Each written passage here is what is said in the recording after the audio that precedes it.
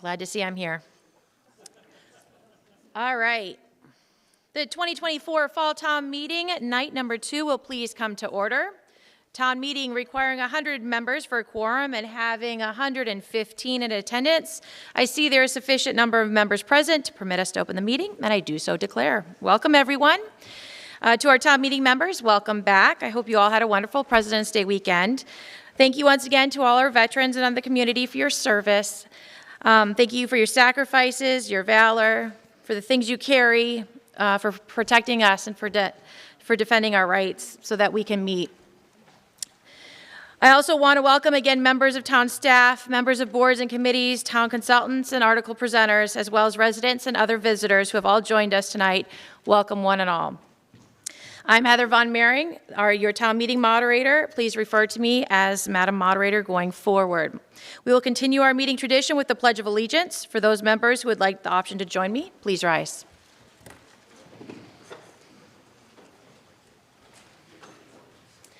I pledge allegiance to the flag of the United States of America and to the republic for which it stands, one nation, under God, indivisible, with liberty and justice for all. Thank you. You may please be seated. To help make our time as efficient as possible, I am moving Article 9 to after 18 this evening. Article 9 is regarding the Energy Code. We are going to begin with capital, and then I am hoping to break around 8 p.m. At that time, please visit our Girl Scouts if you would like any refreshments. A few motions have been modified that we'll be going through potentially tonight and on Monday evening.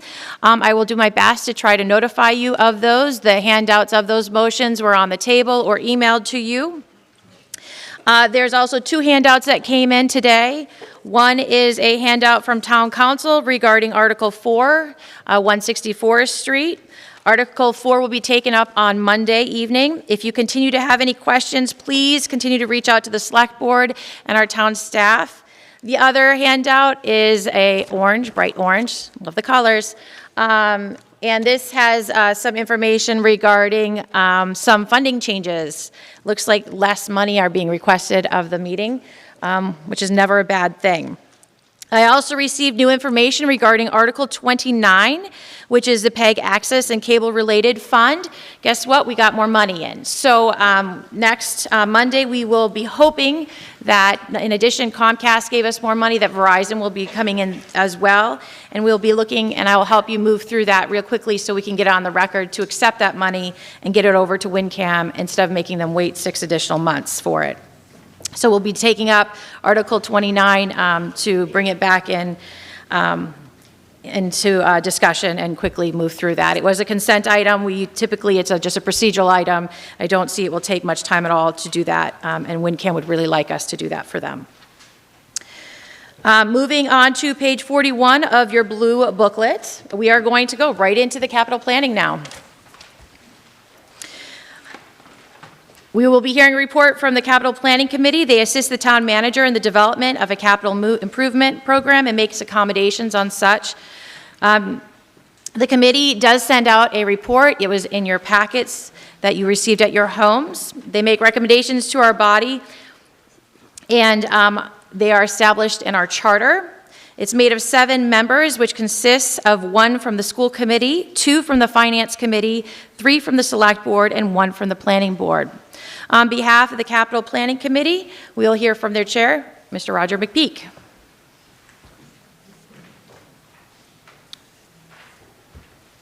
Thank you, Madam Moderator. So the last time I was up here giving this presentation, we had a ship that was in... The last time that I was up here was we had a ship that was in much greater distress than this. This time around, I want to emphasize that we are making progress, and it's not as rapid perhaps as we would like to see, but it is progress. That down in the bottom there in the rowboat is Chris Nixon. He has a rowing family, and we put him on for first shift. So he's going to lead us off on that. So progress is being made.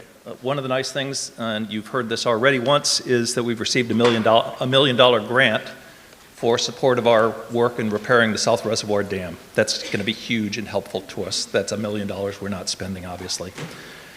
Our elected officials have gotten us a $100,000 grant for a trauma screener. We're going to ask that you match that so that we can procure that. We're spending about $20,000 a year on that, so this will be a rapid payback thing for us. The Energy Management Committee has secured grants to help us to do window replacement at Mystic School. That'll improve the heating and cooling issues that we have there, as well as just get rid of some broken windows. Since I made these slides, the CPA has passed, and while their remit is wider and different than capital planning, there are overlaps, and we're hoping that there will be some ability to work together with CPA to address some of the capital plan problems, the capital problems that we have. This year, we've benefited from really good account closeouts, which you allowed us to put back into the stabilization funds under the consent agenda.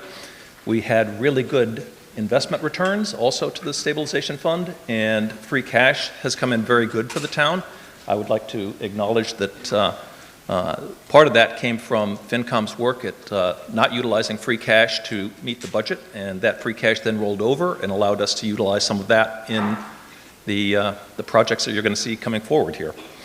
We also have some debt that is rolling off the table that we are finally paying off from 2006 in the amount of $600,000.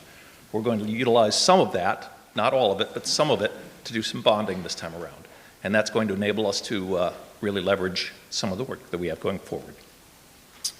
One thing that I'd like to say about that came up the other night was that if we were to put money into the stabilization funds at the rate of, I believe, 5 or 6%, that was a historic number. That number didn't come out of thin air. That number's been around for some time, and I think that it was about $20 million. That was the number that was there.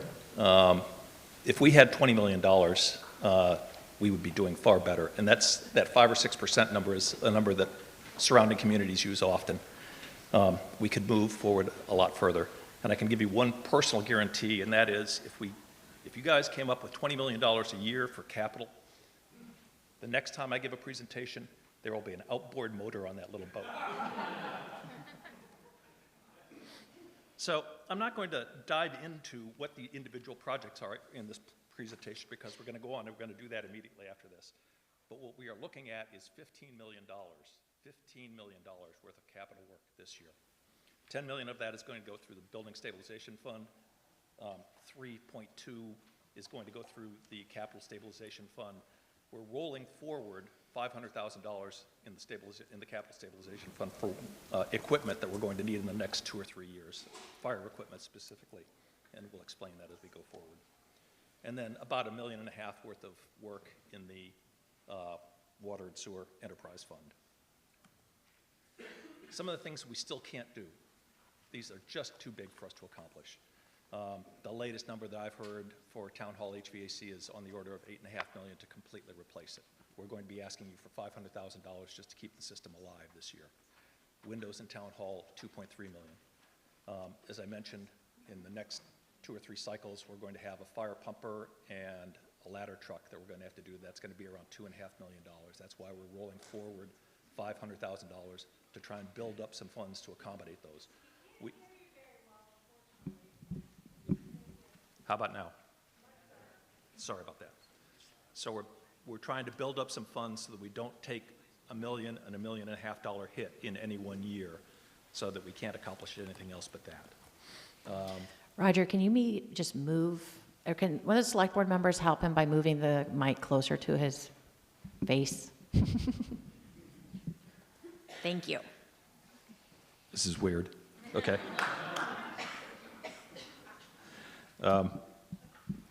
So, roadway improvements, there's all sorts of things that we can't accomplish. We started the year out with $81 million in 5-year capital requests, $33 million in requests this year alone.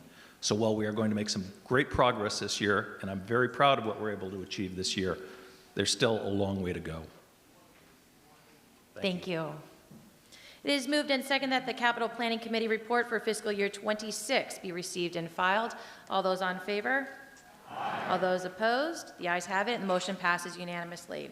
We'll be moving on to Article 12. 11 was consent. On page 43 of your motion booklet, the source of funding for these projects, there are 13 motions before you coming up. The bill are from the Building and Capital Stabilization Funds and free cash. The Building and Capital Stabilization Funds were established at spring 2002 by town meeting. For these two stabilization funds, our body created two town meeting committees to establish guidelines. The first in 2002 and the second in 2006. You can find these guidelines on town meeting's webpage.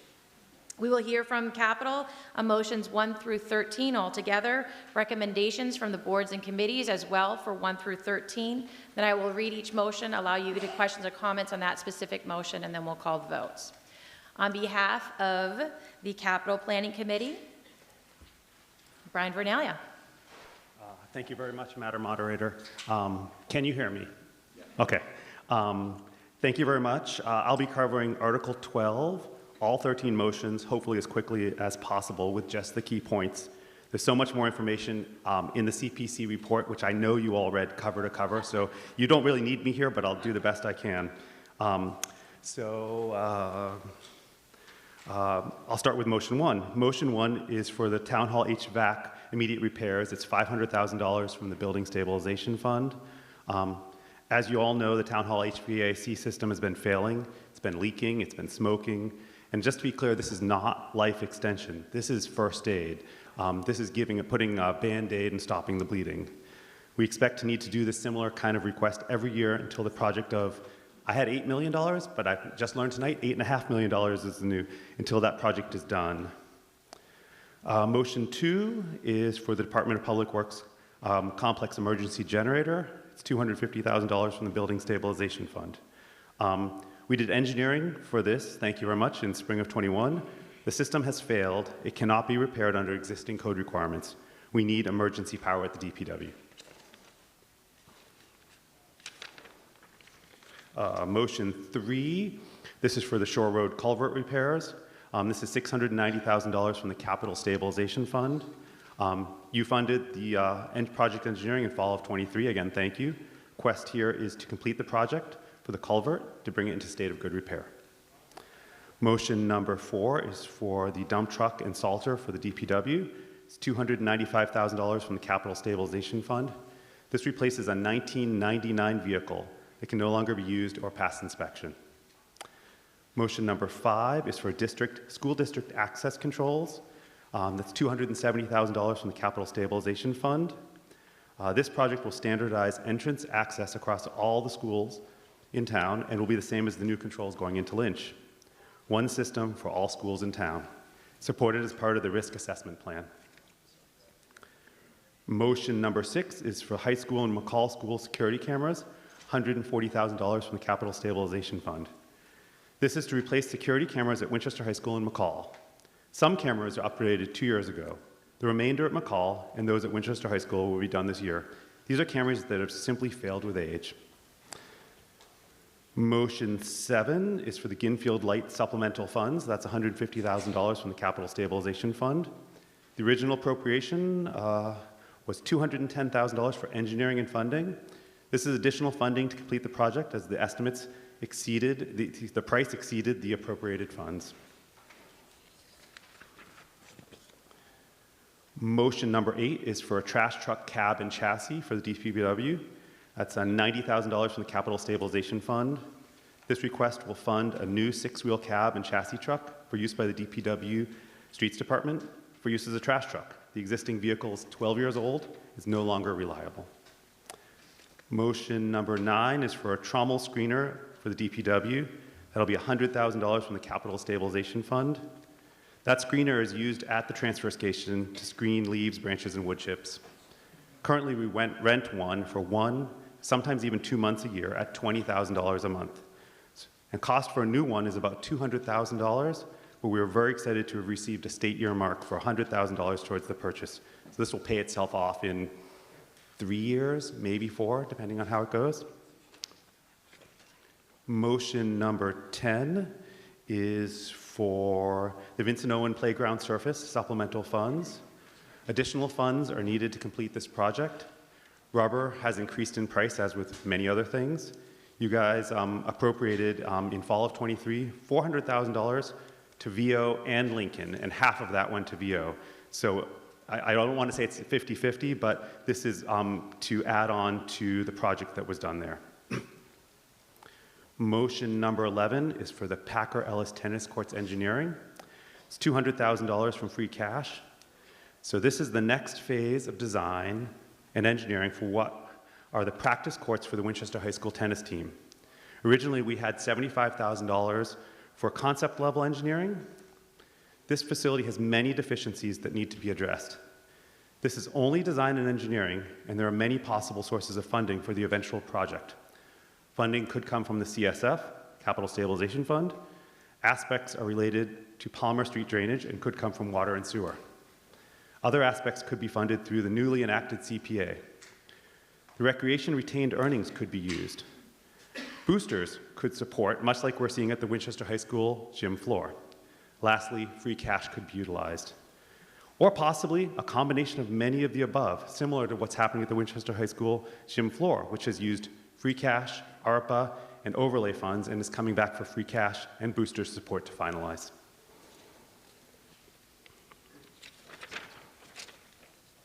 Motion number 12 is for pedestrian safety rectangular rapid flashing beacons.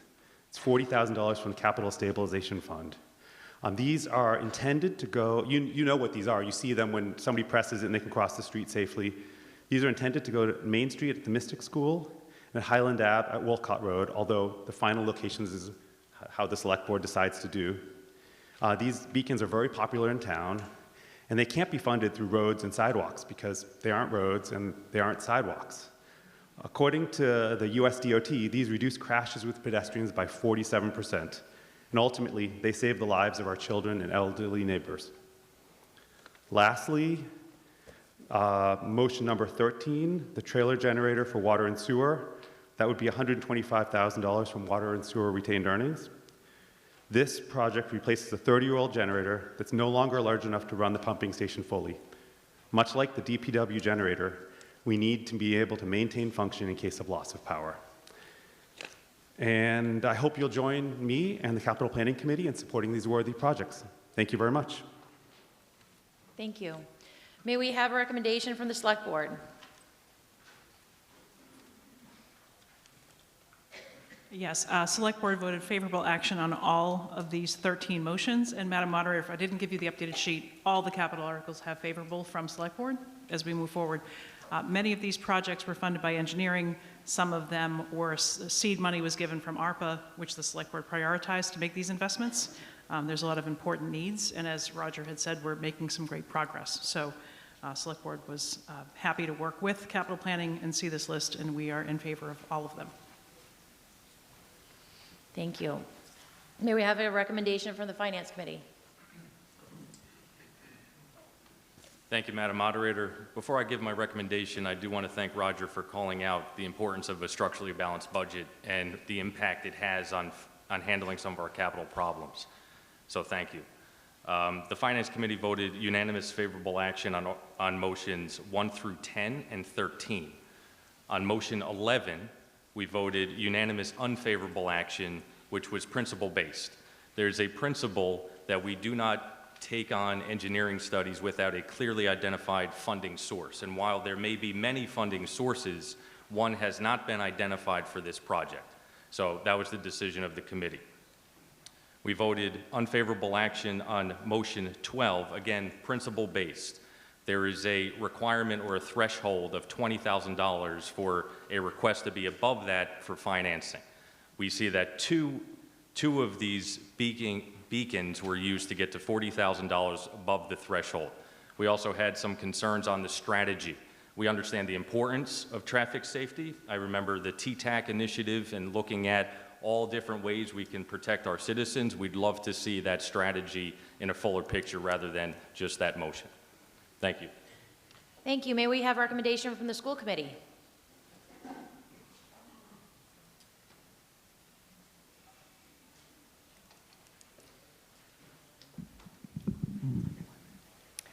Good evening. The school committee voted favorable action for the article, or for the motions that pertain to the schools, which were 5, 6, 7 on district access controls, security cameras, the Ginfield lights. Also, numbers 10 and 11 on the Vincent Owen playground surface and Packer Ellis tennis courts. With regard to district access controls and the cameras, as Mr. Vernaglia said, this is coming directly out of our risk assessment plan from the last few years. And we also support the Ginfield lights and the Packer Ellis tennis courts because our girls softball team plays at Ginfield, and the tennis team from the high school plays at Packer Ellis. Thank you very much. Thank you. That concludes all the recommendations from the boards and committees for Article 12. When you move to motion number 1, I'm going to give you some history on each one of them that we have done as a body so that you can be informed when you make your vote. Motion number 1 for the Town Hall HVAC. In fall town meeting in 2020, we appropriated $75,000 from the Building Stabilization Fund for a preliminary study, and $154,000 of additional engineering funds were appropriated at fall town meeting in 2021. Both of these were from the Building Stabilization Fund to relation to upgrading, replacing the current antiquated HVAC. In total, we have appropriated $229,000 towards the Town Hall HVAC in recent years. This motion is for immediate repairs costing $500,000 to keep the system running while the town determines how they will go fund the cost of the upgrade or replacement, which was estimated to be over $6 million. It is moved and seconded that the town vote to appropriate $500,000 from the Building Stabilization Fund established under Chapter 69 of the Acts of 2002 for Town Hall HVAC. Immediate repairs project including construction, equipment, and engineering and all other costs incidental and related thereto. A 2/3 vote required. Any questions or comments from town meeting? Thank you, Madam Moderator. Mariano Goldwolf, Precinct 5.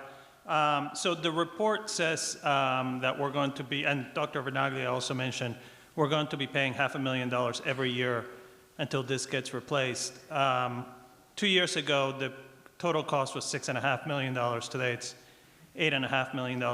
My question is, wouldn't it make more sense to bond the whole $8.5 million now and fix it instead of keep paying $500,000 every year indefinitely until we had to pay $12 million to replace it in a few years? To the Capital Planning Committee, could you have any feedback regarding going out to bond the whole project so it can be addressed immediately instead of over an extended period of time?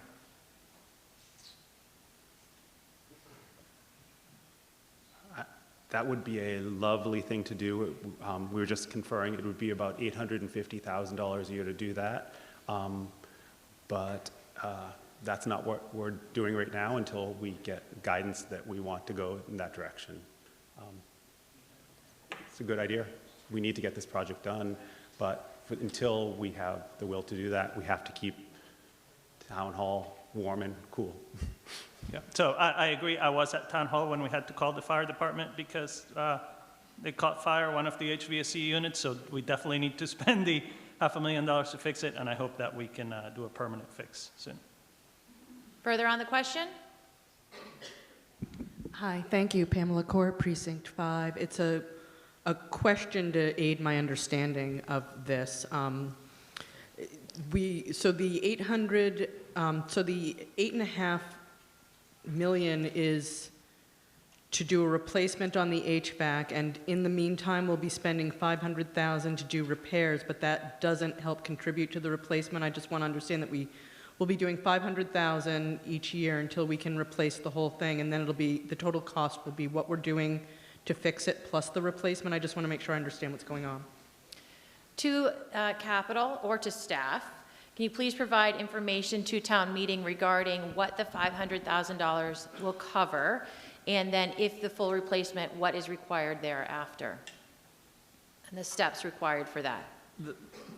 There's a very significant change that's being proposed for the HVAC system. Why it gets so large at $8.5 million. We will trigger an ADA requirement for the entire Town Hall building when we do this work, so that has pushed the price up. We've made a decision to do it electric. That has pushed the price up. So these things in combination are driving the price further and further up. Is that?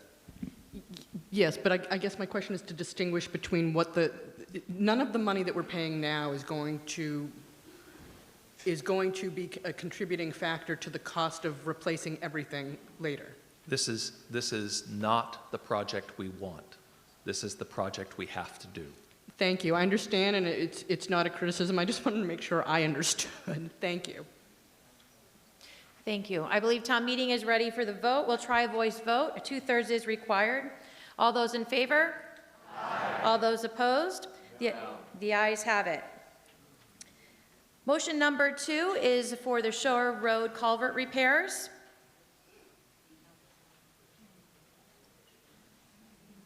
The moderator declares that the vote passes and is over 2/3. Moving on to motion number 2 for the DPW complex emergency generator.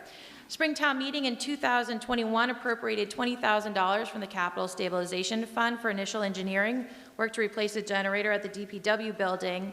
This motion is for $250,000 for the labor and materials, including the generator. It is moved and seconded that the town vote to appropriate $250,000 from the Building Stabilization Fund established under Chapter 69 of the Acts of 2002 for Department of Public Works complex generator, including construction, equipment, and engineering, and all other costs incidental and related thereto. A 2/3 vote is required. Any questions or comments? Seeing no one rise, I believe you're ready. All those in favor? Aye. All those opposed? No. The ayes have it, and then it passes by over 2/3 vote. Motion number 3 is for the Shore Road culvert repairs. This is coming out of the Capital Stabilization Fund. The Capital Stabilization Fund for motions is being requested for motions 3 through 10 and 12. The balance of the Capital Stabilization Fund as of September 30th, 2024 is $4,289,388. The money required for the projects being requested is available for appropriation. Fall town meeting in 2023 appropriated $100,000 from the Capital Stabilization Fund for bridge or culvert engineering. This motion is for the $690,000 to go into construction phase of the Shore Road culvert. Motion number 3 is moved and seconded that the town vote to appropriate $690,000 from the Capital Stabilization Fund established under Chapter 69 of the Acts of 2002 for repairs to the Shore Road culvert, including construction and engineering and all other costs incidental and related thereto. Requires a 2/3 vote. Any questions or comments? Hello.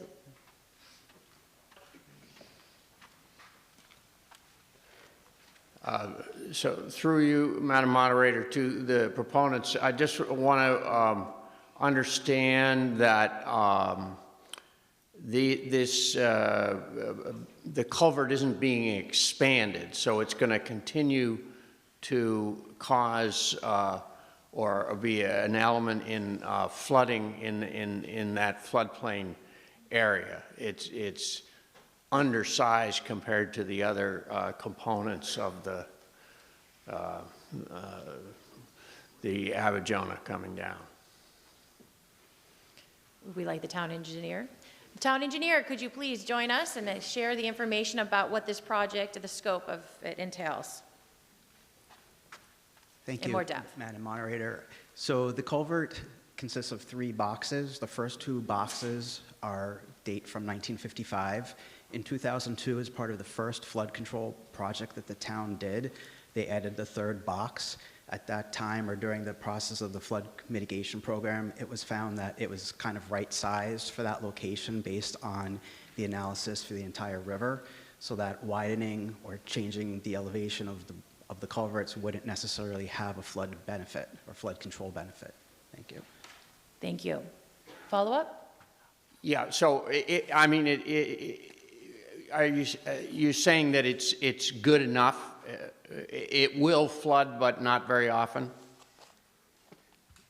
So in a 100-year storm, the culvert does continue to flood, but it's really based on the elevations of the Center Falls Dam and some other parts of the river that contributed to the flooding there. So it's not necessarily a capacity issue of the culvert, it's more a backwater issue from Center Falls Dam. Thank you. Seeing no other town meeting members rise, I believe you're ready for the vote. The two-thirds vote required. All those in favor? Aye. All those opposed? No. The ayes have it, and the motion passes by over two-thirds. Motion number 4. This is a dump truck salter from the DPW. It is to appropriate $295,000 from the Capital Stabilization Fund. Just to note, your moderator did not go back far enough to get the vote for the original appropriation for its purchase. I have no additional information to provide you on this one. A two-thirds vote required. Any questions or comments? Seeing no one rise, all those in favor? Aye. All those opposed? No. The ayes have it, and the motion passes by over two-thirds. Moving on to motion number 5. This is for the school district access controls for $270,000 from the Capital Stabilization Fund. Prior to this, the school did do some work. They funded it through their own avenues. However, at this time, they need funds from our town. It is moved and seconded that the town vote to appropriate $270,000 from the Capital Stabilization Fund established under Chapter 69, the Acts of 2002 for school district access controls, including equipment, installation, configuration, and all other costs incidental and related to thereto. Requires a two-thirds vote. Any questions or comments? All those in favor? Aye. All those opposed? The ayes have it, and the motion passes by over two-thirds vote. Moving on to motion number 6, the high school and McCall security cameras were being requested for $140,000 from the Capital Stabilization Fund.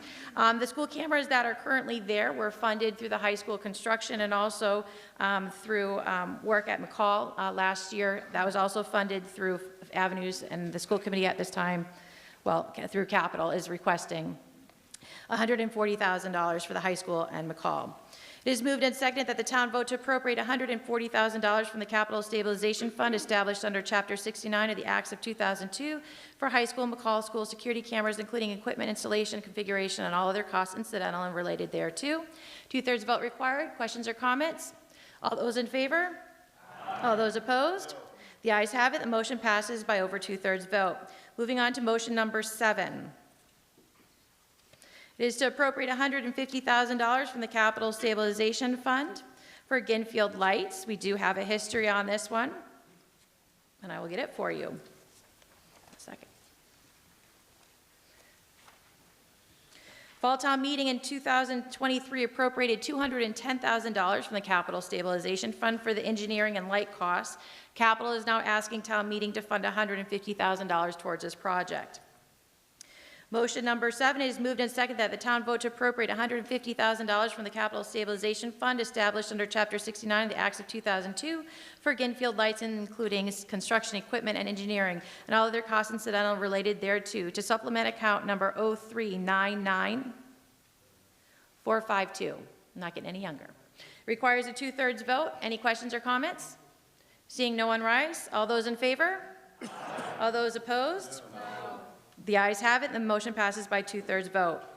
Madam Moderator, can we have a proper vote? Clicker vote. All right. At this time, please take out your clickers.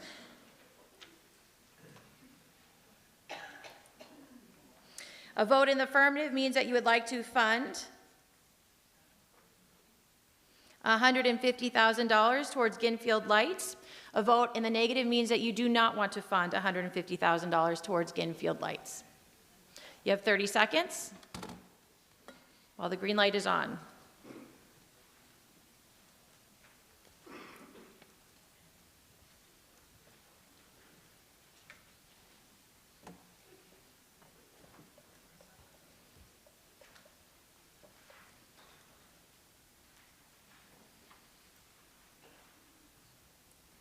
Two-thirds vote required.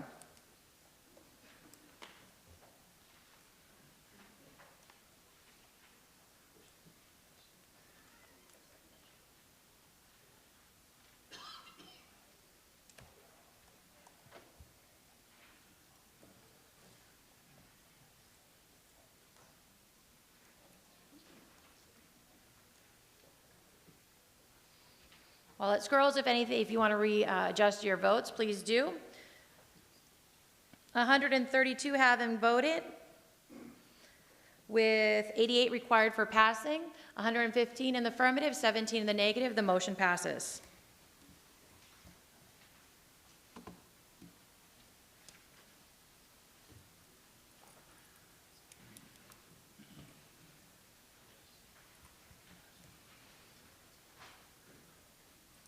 Moving on to motion number 8, I'll let it keep scrolling, but we'll keep going. Motion number 8 is to appropriate $90,000 for a trash truck, cab, and chassis. Once again, your moderator did not go back far enough in history to get how that originally was funded. At this time, it is moved and seconded that the town vote to appropriate $90,000 from the Capital Stabilization Fund established under Chapter 69 of the Acts of 2002 for Department of Public Works trash truck and cab chassis and all other costs incidental and related thereto. 2/3 vote required. Any questions or comments? Seeing no one rise, all those in favor? Aye. All those opposed? The ayes have it, and the motion passes by over 2/3 vote. Moving on to motion number 9, still in the same situation, I didn't go back far enough. It is moved and seconded that the town vote to appropriate $100,000 from the Capital Stabilization Fund established under Chapter 69 of the Acts of 2002 for Department of Public Works trommel screener and all other costs incidental and related thereto. A 2/3 vote required. Any questions or comments? Seeing no one rise, all those in favor? Aye. All those opposed? The ayes have it, and the motion passes by over 2/3 vote. Moving on to motion number 10.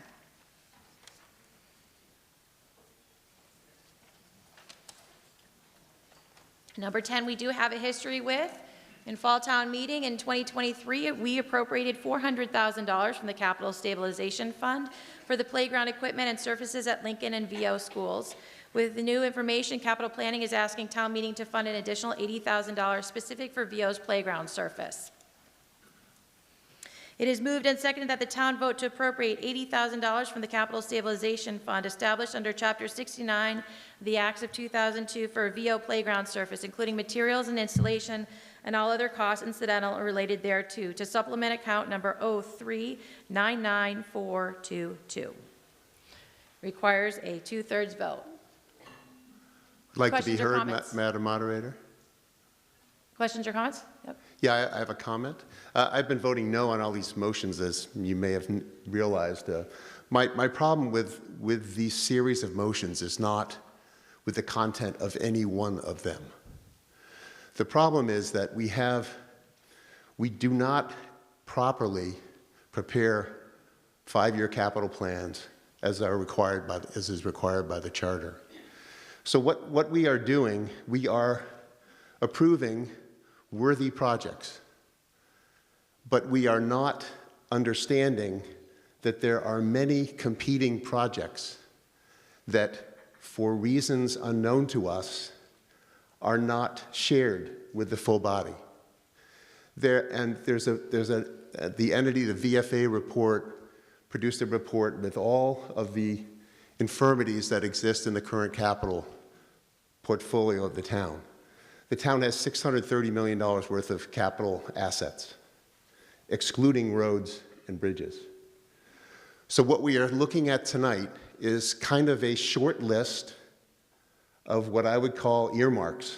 They're almost earmarks. Someone has identified them as preferable, but there are hundreds of other projects that are also worthy. We do not understand the process by which these projects had been plucked from the pool and brought to the top, because we do not do a 5-year plan. I don't know of any private or public entity that has $630 million of building assets in its portfolio that doesn't look at what's wrong, when is something likely to break, when are we going to need to fix that, how do we keep the heating system going at Morocco. These problems do not come unheralded, just like sleep. You don't just walk around in your day-to-day and all of a sudden fall asleep. You get tired. You have clues that things are going to break. We have clues. We have a VFA report that is giving us many, many clues, but we are studiously ignoring those clues, and we are not doing a 5-year plan. We are picking and choosing, and we are ignoring the fact that there is a huge Titanic. Roger didn't show us the ship this time, but it is coming. VFA estimates it's $30 million per year. We are picking and choosing which things have currency to fix today, but we are deferring, and we will eventually come to face, and I won't be in town meeting, I won't be on FinCom when we have to face it, but we will face a big capital shortfall. We are facing it already, but it's getting bigger and bigger every year. And it needs to stop.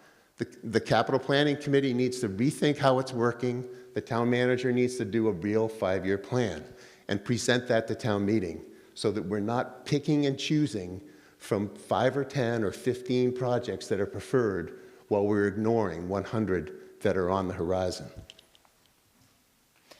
Thank you. That was slightly out of order. Just so you know, we're talking about VO's playground, and if we'd like to fund it. If you have concerns about the process, please take it up with the capital planning and the town manager and the select board. Point of order.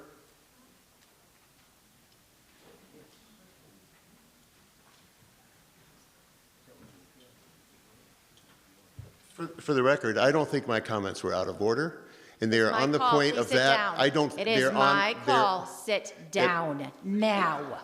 Well, thank you. Sit down. Okay, you want me to sit down here? No. Cut the mic. Town meeting members, if you have questions or comments regarding the VO playground, please come forward.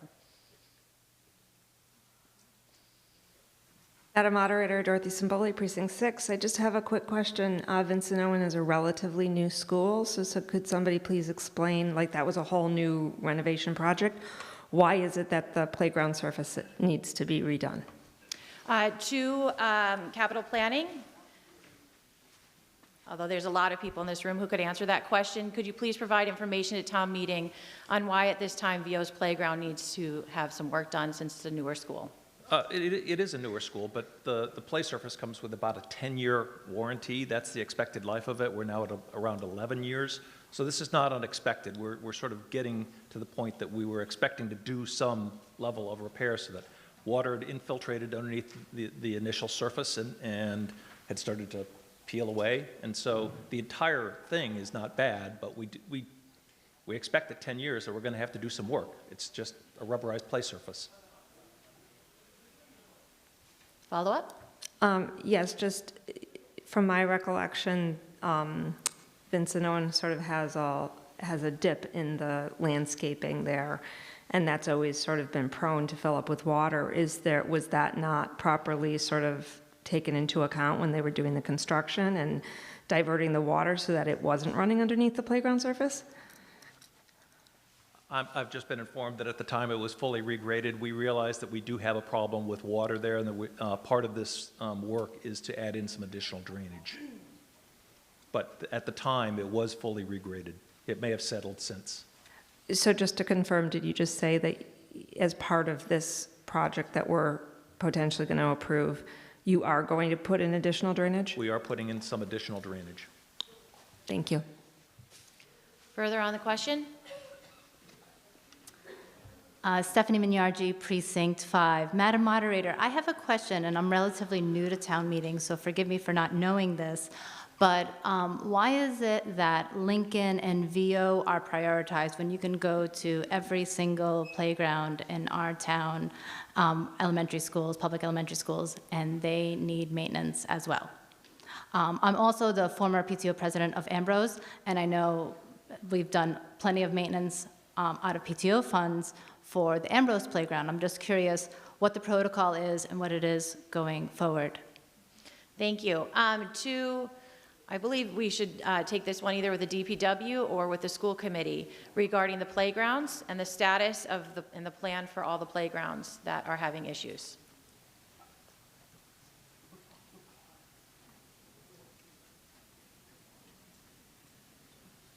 It's being deflected to the DPW.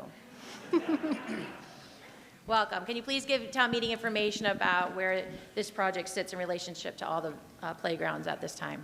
Yes, good evening, everyone. I think it was a year and a half ago, we raised there was a lot of concern about the condition of all the playgrounds. We did a safety assessment of everything. From that, we formed our plan. There's two public parks that are being done, Leonard's and McDonald's.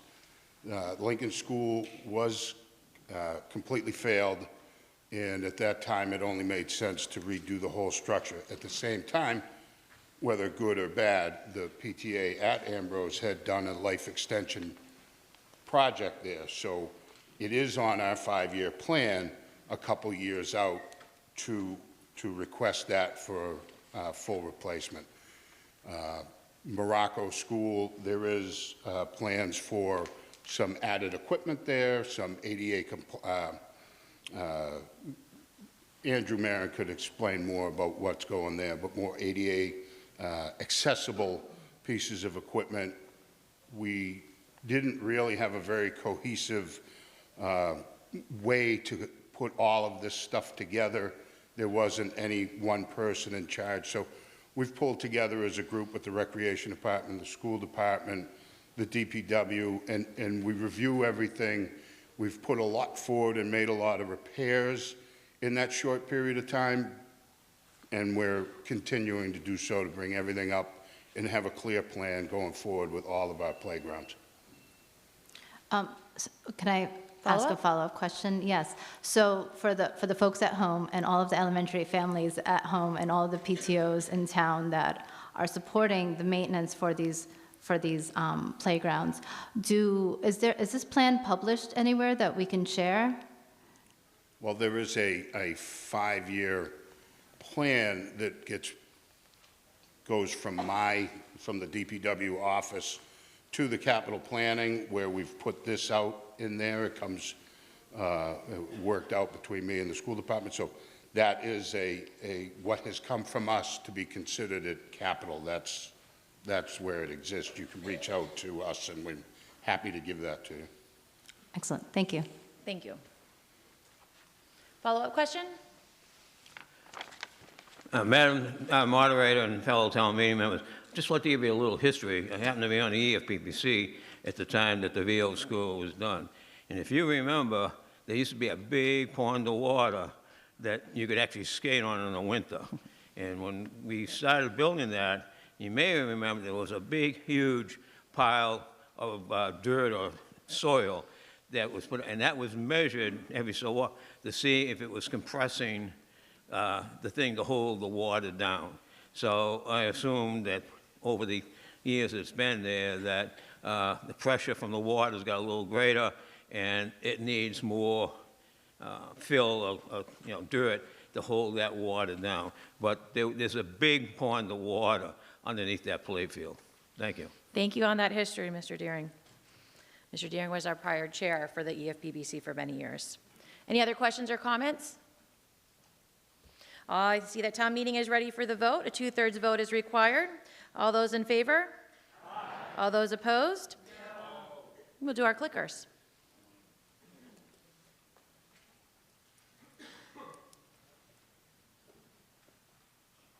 Two-thirds vote is required. It is to vote in the affirmative. We'll appropriate $80,000 from the Capital Stabilization Fund for the VO playground surface. A vote in the negative means we will not fund $80,000 towards the VO playground surface.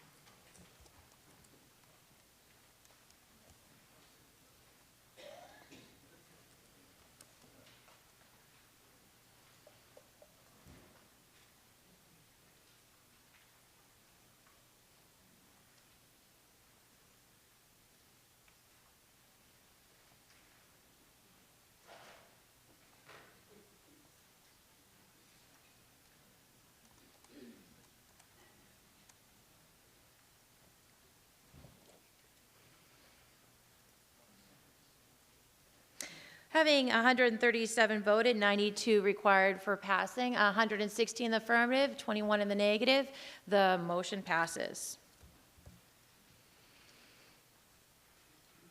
Moving on to motion number 11, the Packer Ellis Tennis Courts. Fall town meeting in 2023 appropriated $75,000 from the CSF for preliminary engineering. Capital is asking town meeting to appropriate $200,000 from free cash for more formal engineering.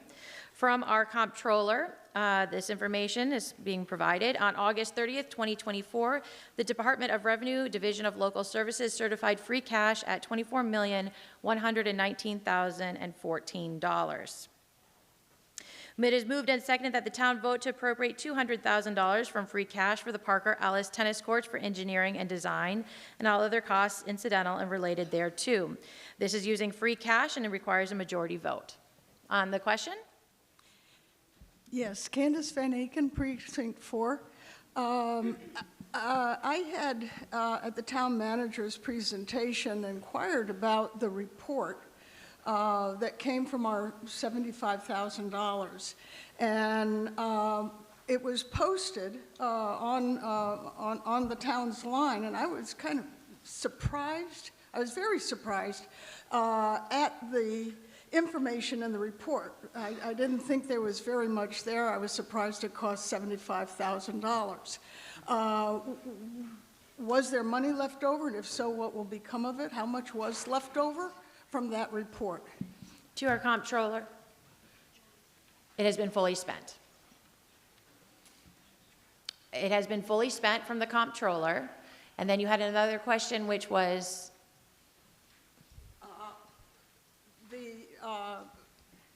I'm sorry, what? The comptroller said that that $75,000 has been fully spent. And then your other question? Is the report that's online what the $75,000 went for? Okay. It was a series of photographs and 2 schematics. To the town, could you please provide town meeting information regarding the $75,000 that was appropriated for the report and what was received as engineering from that?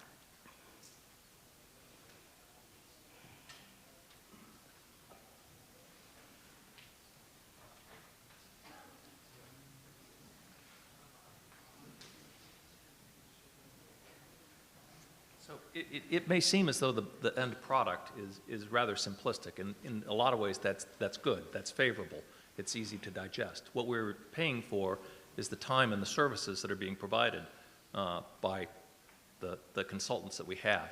We had to go out and do a complete plot and survey of the area because it turns out that it's not as simple as it may appear. We have pre-existing sort of, I don't want to say violations, but situations where we stretch into abutters and things like that we did not even know about. So they went out, they surveyed the area.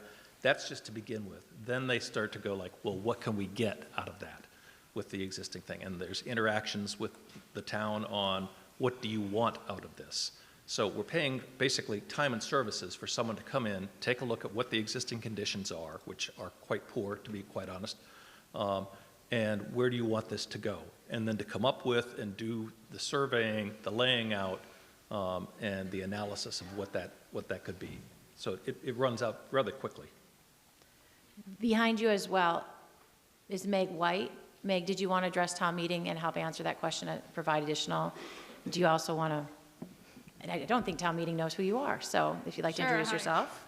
Thank you, Madam Moderator, and thank you, Roger, that your explanation was right on.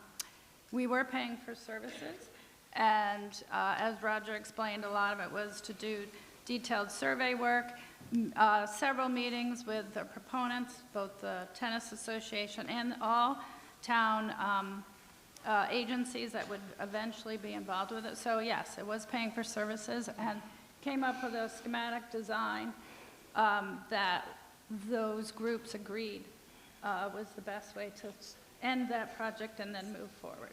Hopefully, tonight that money will be funded. Thank you. All set. Any further questions? Megan Blackwell, Precinct 7. Through you, Madam Moderator, to Capital Planning. I have 2 questions. One is this motion 11 is different than the other 12 in that it uses free cash. Could you please comment on why that was chosen? And second question, Finance Committee Chair Calabrese mentioned that there was a policy that items aren't funded if future funding sources aren't identified. Is that in fact, a policy of capital planning? Thank you. Two questions to capital. The first question is why free cash? And then I'll follow up with the other one.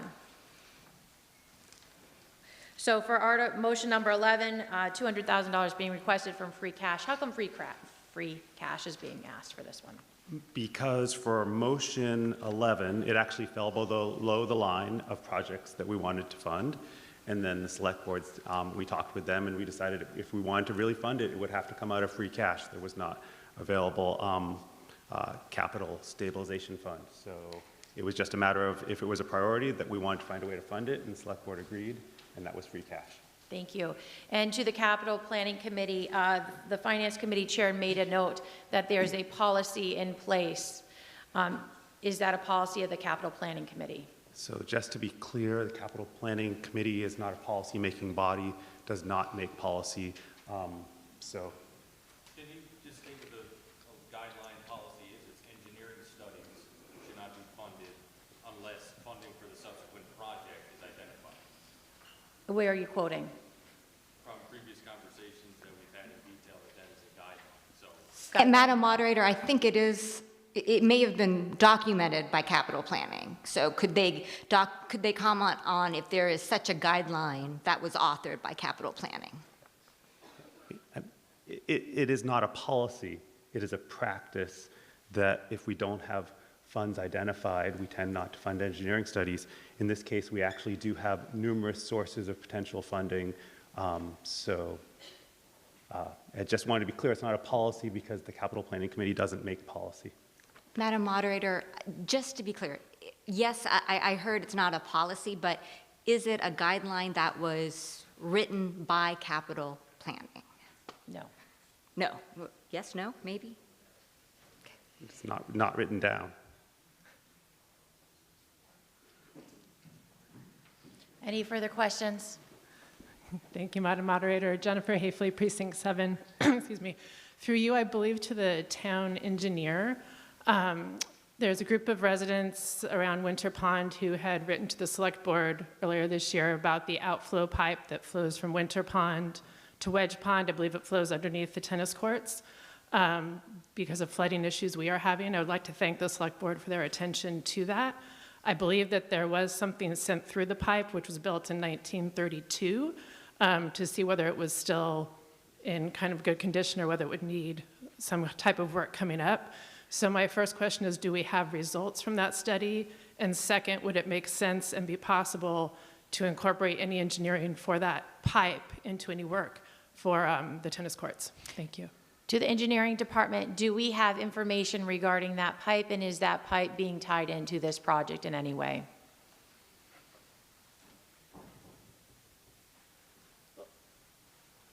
Can it be? Oh. Thank you, Madam Moderator.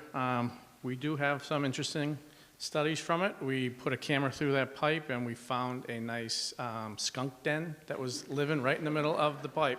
So we're in the process of having a vac company come out and clean that out, but it's in the middle of a wood line, so there's a lot of work we have to do to get that accomplished. Is it intended that this is part of the project, or can it be? This is inside the cemetery, so it's not near the Parker Ellis. It's outside of the zone. Correct. The whole pipe? Just the part that we have an issue with is in the cemetery. The rest of it's clear.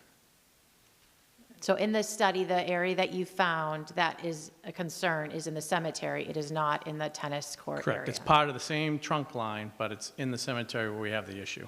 Okay. Yep. Just to follow up is whether you checked the integrity of the pipe itself or just whether there were any blocks. Yeah, the camera, the video gives us the integrity of the pipe. So the pipe is in good shape. It's just that it's completely blocked right now. Thank you. Further on the question? Yeah, just Maureen Pimentel, Precinct 5. One question I just want to follow up through you to the capital planning, what they meant when they said they had multiple sources of funding for the project at Parker Ellis. So do they not need the funds allocated from town meeting if they have multiple sources of funding? Or do they need the money allocated from town meeting to fund this? Thank you. To Capital, can you please explain the request for why you're requesting $200,000 from free cash, and what if you have funding sources, and if the funding is not for this, what are those funding sources, and when would those become available? I'm sorry if I was unclear. We do not have another source of funding for this project right now. It needs to come from free cash. What I intended to say, and I probably misspoke, was that for the eventual project that would come, there are numerous avenues where it could be funded, including the Capital Stabilization Fund, the Water and Sewer Retained Earnings, the CPA, the Recreation Retained Earnings, so potentially tennis boosters, and potentially free cash. But for this project, we do not have another source of funding at this point in time. For the engineering, you mean?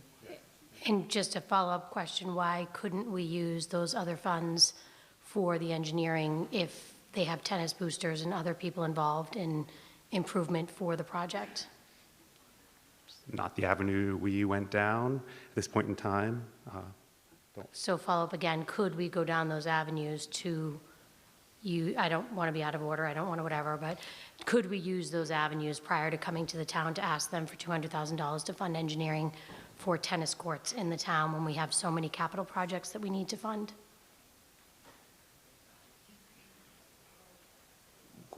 I'm sorry, Mr. Van Alia, I'm just trying to clarify. No, I don't we're- mean to Can- offend no, you. not At this all. time, are those funding sources available? No, they're not. We're trying to move the project forward at this point in time, and when we know what an eventual project or projects that come out from this, we then will be aligning funding sources of those types that I mentioned to fund. There might be multiple projects. There might be a water and sewer project. There might be something for the grandstands. There might be something for the tennis courts, and they might all be distinct projects. But at this point in time, we do not have another source of funding lined up for the engineering. Just one last follow-up, and I don't mean to be a pain, but just as I tell my 16-year-old, before he comes to me for money, he should check his own sources. So they're coming to the town first. Could they not go to the people who use the Paccarellas tennis courts, to the tennis boosters, or to the fees that get paid into Paccarellas by the people who use them to try to fund this prior to coming to the town? Are there other places to go to? Just asking if we're putting the cart before the horse, that's all I'm asking. I think that we actually need to put the horse first, which is to do this engineering study. And once we put the horse out there and we determine what the cart's going to look like, we can then fund that cart, and that might come from a number of different sources. But I believe this is really is putting the horse before the cart. We need to actually fund this engineering, and that's we needed to get it done, and this is the way that we see to move it forward. I think it might be beneficial for the Capitol to provide a scope of, because we're not just talking about the tennis courts, we're also talking about the retaining wall and everything. Could you provide town meeting more depth of what the project actually is and the depth of it? Can I ask one more question? If we're asking 200 for engineering, that means that we're asking 200 for engineering, then we're going to come back with a bigger ask. And so I'd like to know the scope of the project fully before we fund engineering for something like a tennis court when we know we have much larger projects in town that need to be fixed. A detailed scope of what we think. That's seriously putting the cart before the horse. We do the engineering so that we can understand the scope and the costs that are involved.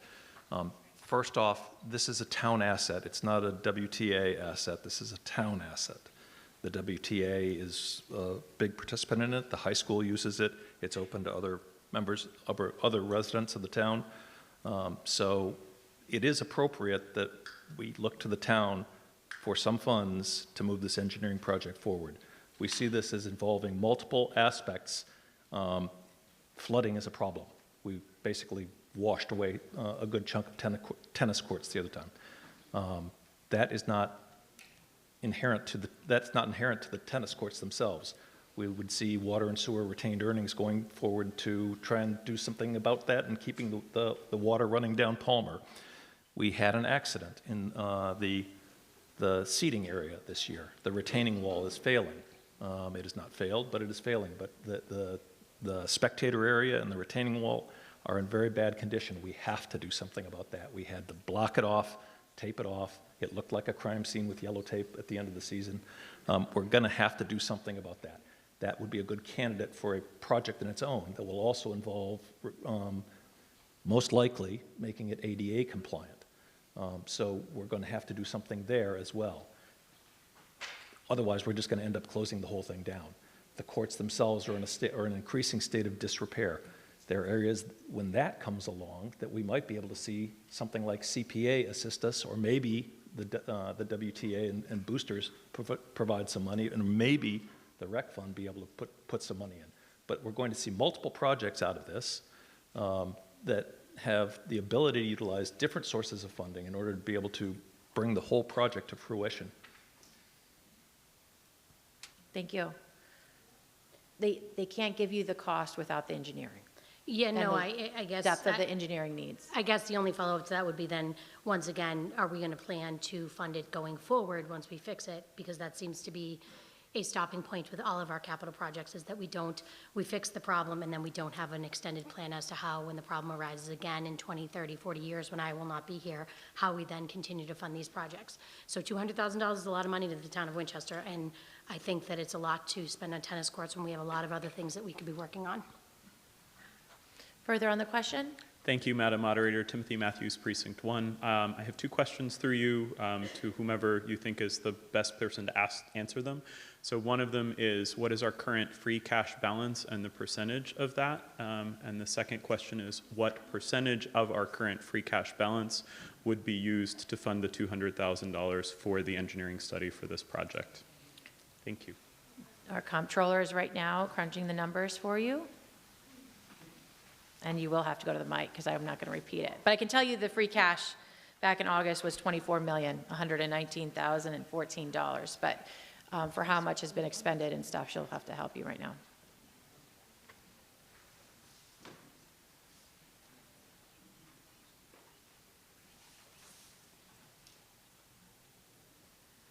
Thank you, Madam Moderator. Thanks for the question. The $200,000, I believe, is 0.8% of the total free cash balance. Yeah.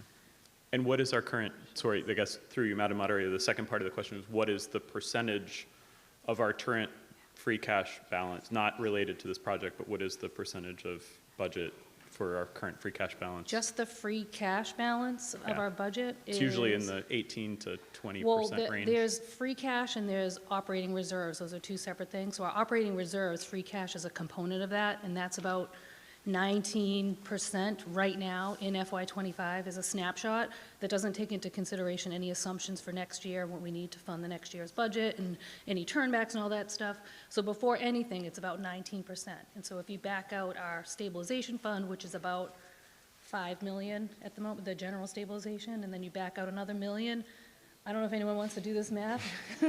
24 million divided by about 150 million is what the percentage is. Yeah. Math whiz, anyone? I always need my calculator to do the simplest math. 17%? Okay, so 17%. Yeah, thank you, Madam Comptroller. So I guess my quick comment is we're having a very long discussion about 0.8% of the budget to actually try to fix a town asset that many folks rely upon. Thank you. Thank you. Further on the question? Liz Schreiber, Precinct 7. Just a quick clarification. My understanding is that this is not just about people being able to play tennis. It's also about making sure that Palmer Road doesn't collapse and that the cemetery doesn't slide down the hill and cover the tennis courts. Is that correct? That's what that retaining wall is for, right? The purpose of the retaining wall at Palmer Street that the stands sit on does what? It's not quite so fire and pestilence and all that yet. The retaining wall basically buttresses up for the viewing section, and I guess in essence it does somewhat support Palmer Street, but I don't believe that we're in any imminent threat of losing that. But what we are in threat of losing is that spectator section along there, and if we don't do something about the drainage, doing all the work down on the courts isn't going to make any difference, because when we do get a severe rain event, water rolls down there, rolls down over that retaining wall, washes out the courts, and then the players lose substantial amount of time just restoring what's there when they can. Also, if you've just taken a look, it's just sad. I mean, nothing's been done there for, I don't know how long, 100 years maybe? We don't put money into it, we really don't. And so you see things like where the people that work there are gone in and they've put in 2x12s to aid in retaining some of the area, and put in plantings and things like that. But we haven't put a dime into that in forever. We just need to, and it shows that that retaining wall is failing. I don't believe that it's failing to the point that we are in danger of losing Palmer, though. Further other question? Madam Moderator, Dorothy Simbali, Precinct 6. I recall last spring us funding something to do with Packer Ellis Courts. I'm sorry, I can't remember specifically. Can somebody explain what it was that we previously funded and why this aspect of the project was not incorporated into that funding? And the second part of my question is, what engineering firm is doing this work?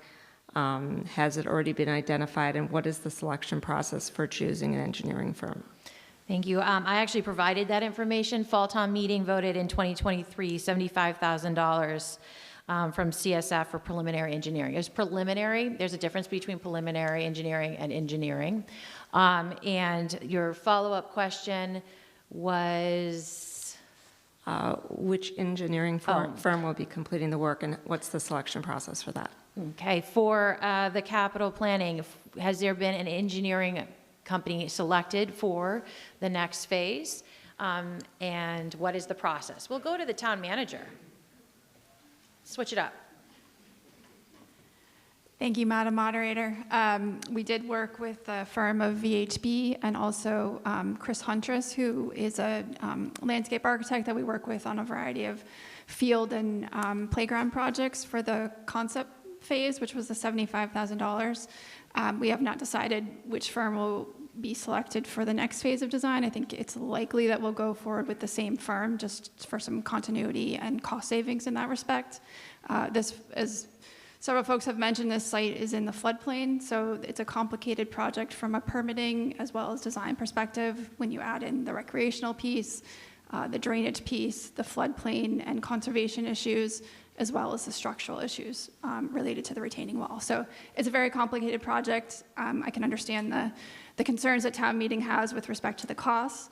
I think the goal with this initial or kind of second phase of $200,000 funding is to make sure that we can keep this project moving. If we have to wait another year during the capital cycle, as Brian mentioned, this project was just below the line of which capital felt like they could safely fund the projects using stabilization funds. And so the capital planning committee, in discussions with the town manager's office and the select board, made the recommendation to fund this using free cash so that we could keep this project moving. It's an important project to our community. It's the area that our tennis, our high school tennis team uses for their team. If we were to, kind of miss a whole nother year and not be able to make any progress with the engineering, we're that much further away from being able to request construction funding. I think we all knew that there's a possibility that, with the CPA being going out to the voters, that there's a possibility that some of this project could be funded through CPA funding, and so we wanted to make sure that we were moving forward with the engineering to get it ready for a future town meeting. Thank you. Just a quick follow-up question. So what additional engineering fees or projects are going to be in our future with regard to Packer Ellis? So do we have an estimate on what those costs might be? To the town engineer, actually we'll go to the town manager, back to you. Does this $200,000 cover all engineering so that we can move to construction, or do you anticipate there may be further requests for funding for engineering? It's possible there may be additional requests.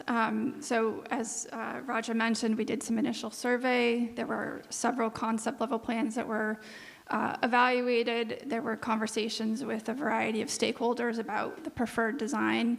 Now we will go back and refine those plans and do some value engineering to try to come up with the best plan that we can that accommodates all the needs and the users out there. We also have some significant permitting work that needs to be done, and so part of that includes, applications to the Conservation Commission. There may be things that come out of those conversations that we just don't anticipate yet. So I can't say for certain that we won't be back to request some additional engineering funds, but this hopefully will get us a long way towards a finished product. Thank you. Thank you. Last on the question, then we're going to take the vote. Yes. Hi, Madam Moderator. Brenda Mandel, Precinct 6. Just a quick clarification on free cash, and maybe through you to the town manager. I feel like I remember last spring when we did our budget that Moody's themselves had a comment in our packet that said our free cash was dangerously low or lower than other communities having to do with our AAA bond rating. And that came directly from Moody's. I remember, maybe there could be some more clarification.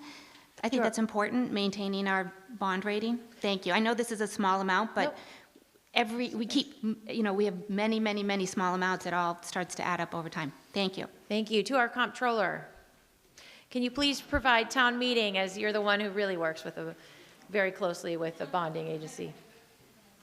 Could you please provide town meeting information about our free cash standing, if this hinders our Moody's, and what we need to do to maintain our Moody's rating?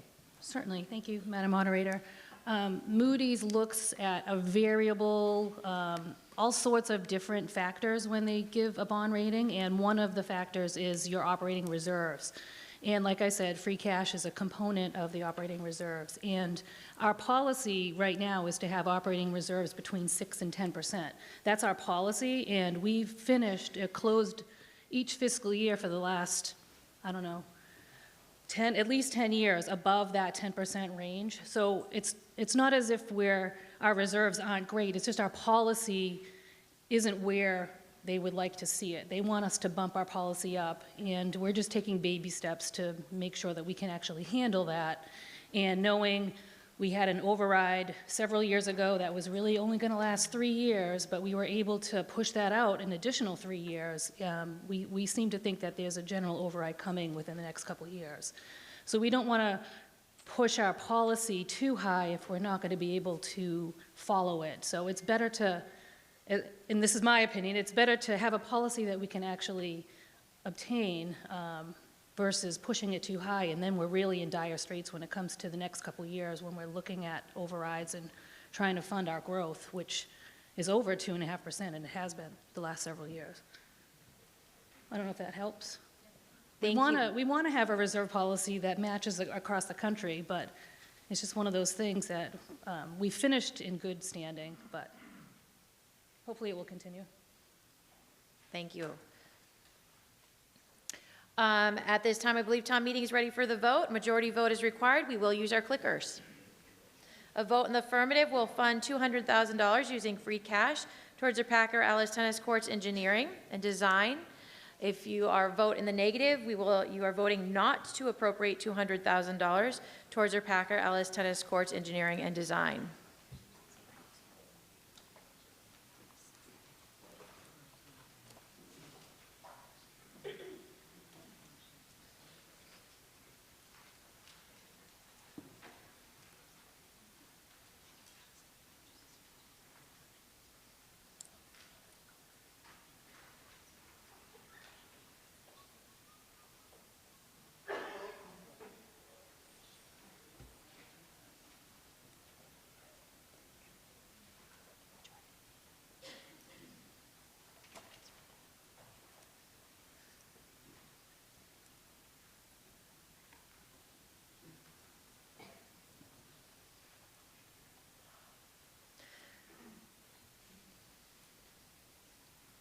I believe it's safe to call the vote. There's 112 in the affirmative, 32 in the negative. The affirmative has it, and the motion passes.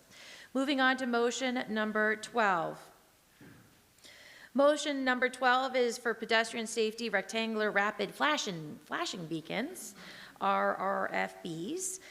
For those who don't know, those are the blinky signs at crosswalks.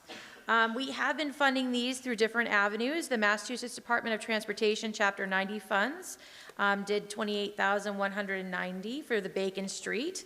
RRFB Blinky project. Over there, the American Rescue Plan Act, the ARPA, thank you to the Select Board, and the Transportation Network funds were approved to be used for the Main Street project totaling $17,000. Capital Planning is asking town meeting to appropriate $40,000 from the Capital Stabilization Fund for these Blinky signs. They're specifically at Main and also at Main, at Mystic School and Highland Avenue. Sorry, at Main and Mystic.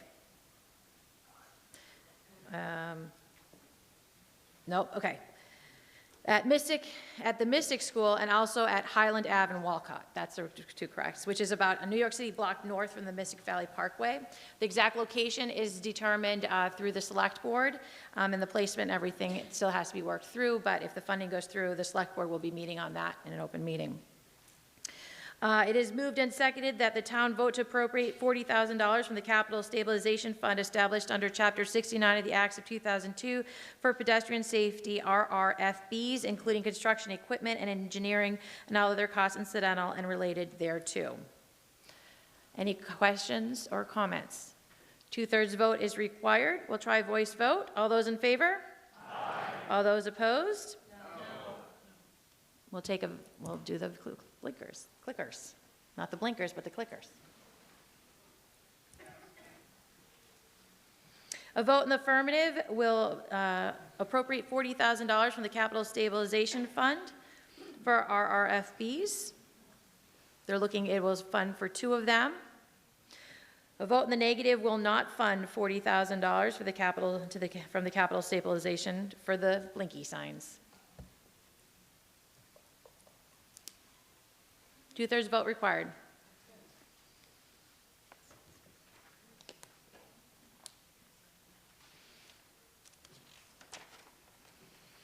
We'll finish through these and then we'll take a break and then return back for Article 13.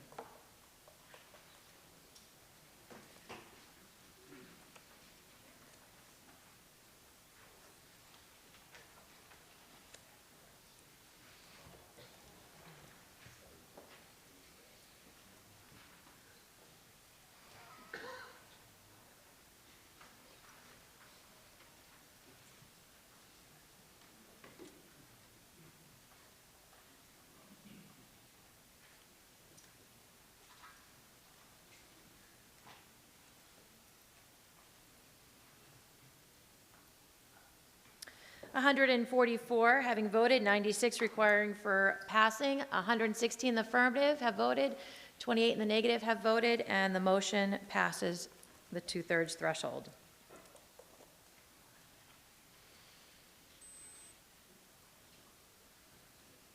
Moving on to motion number 13, Capital is requesting town meeting appropriate $125,000 for a trailer generator from the water and sewer retained earnings. On August 30th, 2024, the Department of Revenue, Division of Local Services certified the water and sewer retained earnings for us at $724,384. The money required for the project being requested is available for appropriation. It is moved and seconded that the town vote to appropriate $125,000 from water and sewer retained earnings for a trailer generator and all other costs incidental and related thereto. As this is coming from the water and sewer retained earnings, a majority vote is required, not a 2/3. Any questions or comments? Seeing no one rise, all those in favor? Aye. All those opposed? The ayes have it and the motion passes unanimously. Moving on. We will be taking a 15-minute break, which will take us to 8:15. I told you we'd break at 8. I'm perfect. Article 13 will be starting there, which is for repairs at Town Hall and the Town Library. Enjoy your break. Don't forget to visit the Girl Scouts if you're hungry or thirsty.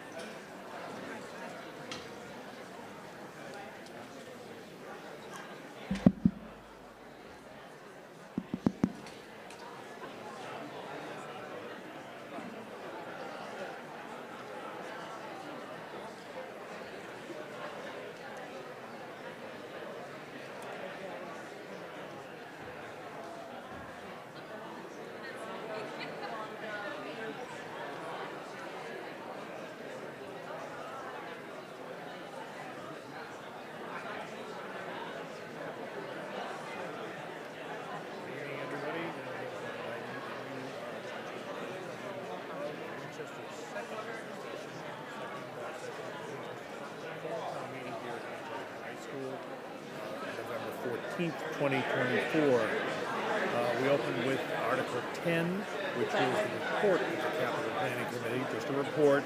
We heard that the town received a $1 million grant for repairs that are ongoing at the South Reservoir Dam. The chair also said the revenues were greater than expected and income revenue was greater than expected, which all helps toward the capital projects. They said there were $15 million worth of requests, so there are many unmet needs. That report was accepted and placed on file. Then we moved to Article 12, which was the capital requests, specific requests. $2.9 million worth of requests, taken up one at a time, and they are as follows. Repairs to the, intermediate repairs to the town hall HVAC system, climate control system for $500,000, but we did hear that the eventual repairs to that system will probably cost over $6.5 million. So there was some question about whether that, this $500,000 essentially is a Band-Aid, and the whole project may have to be bonded at some point. All of these capital requests were approved, but there was some discussion on some of them. We heard item number 2 was new emergency generator for the DPW complex to replace an old generator that didn't work, and obviously in times of emergencies, snowstorms, etc., the DPW needs to maintain their power. Culvert repairs, Shore Road culvert repairs. We heard that there was a new culvert placed under Shore Road during flood mitigation projects, but some of the old ones also need repairing. $690,000 for that. $295,000 for a new dump truck and salter for the DPW. New access controls for various schools. Obviously a security issue, $270,000. Also in the field of security, new cameras for Winchester High School in McCall for $140,000. Supplemental funds of $150,000 for lighting at Ginn Field because the quotes for that lighting came in higher than expected. The cab and chassis for a new trash truck for the DPW is $90,000. What's something called a Trummel screener for the transfer station apparently sorts out leaves and loam. The town's been renting that for $20,000 a year, so long-term savings would be to buy one. That was $100,000. Supplemental funds for repairs to the Vincent Owen playground surface for $80,000. A lot of discussion on item 11, which was engineering for repairs to the Pacarellas tennis courts on Palmer Street. We heard that from the Finance Committee, they were not in favor because the sources of the funding to do these repairs were not identified. The amount requested was $200,000 for engineering, but a lot of discussion on that, what that would involve. We heard Capital Planning Chair said that he could not remember any money being spent on the tennis courts in his memory, and that a retaining wall there was in very bad shape, and there was also continuous flooding from rain. But we heard a lot of discussion on, what was involved in it, how much it was going to cost. The bottom line was the town manager said the $200,000 needed to be spent to find out how much it was going to cost. So you need to do the engineering first so you can figure out what the eventual cost is going to be. And she said that when those are identified, when the amount of repairs to be identified, we'd come back to town meeting with requests for specific funding for that, depending on who was going to fund it. The flashing lights that you see around town at some of the crosswalks, several additional ones, I believe 2 additional ones for $40,000. And the last thing was a trailer generator for the water and sewer department for $125,000. A little bit of drama at one point. There was one town meeting member who was a finance committee member who was voting no on every single one of these. He got up and said, His objection was there was no 5-year plan and no comprehensive planning process. The moderator ruled him out of order and actually was ready to shut off his mic. But the bottom line was all 13 capital planning requests were approved, and town meeting's now in recess. So we'll be back in about 10 or 15 minutes with our live coverage of this second session of Winchester's Fall 2024 town meeting, and I'll be back at the end with a recap of all of tonight's activities.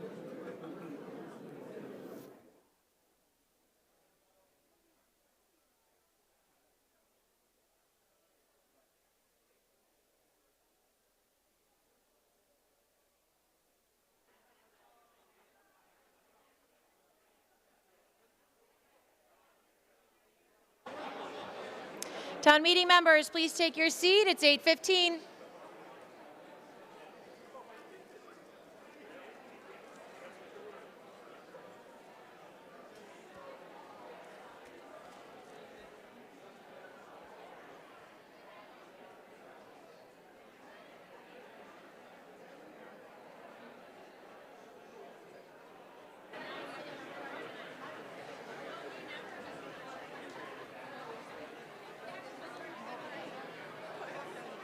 Looks like it's a busy evening.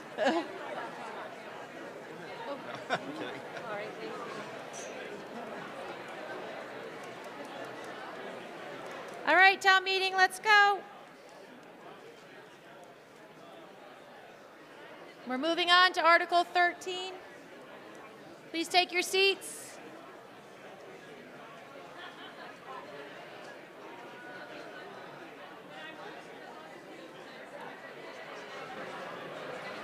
Who the hell does 13?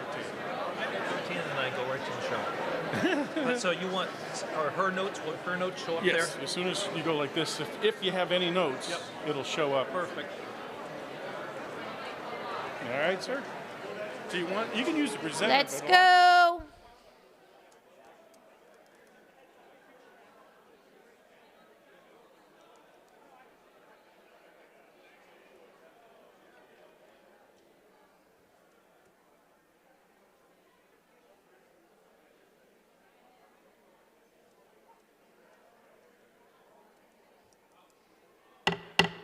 Let's go.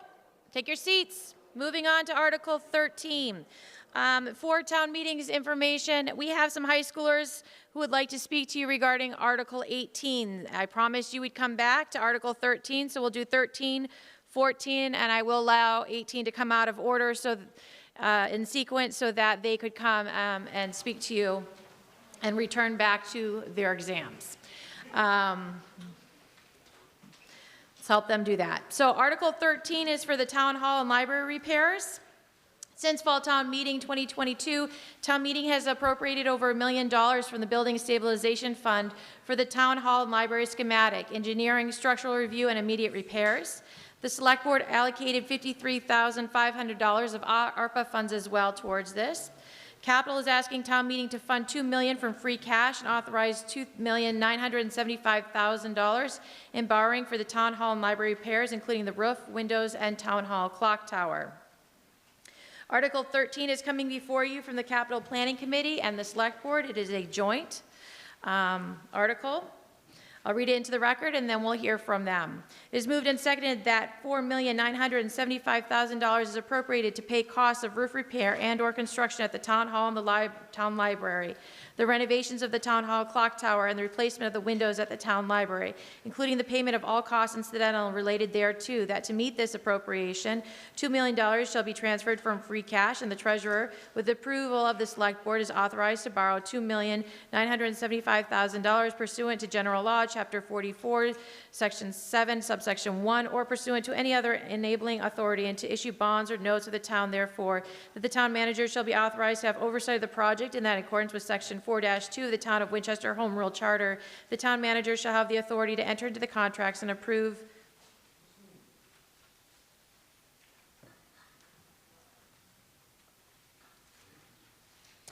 payments with respect to the project.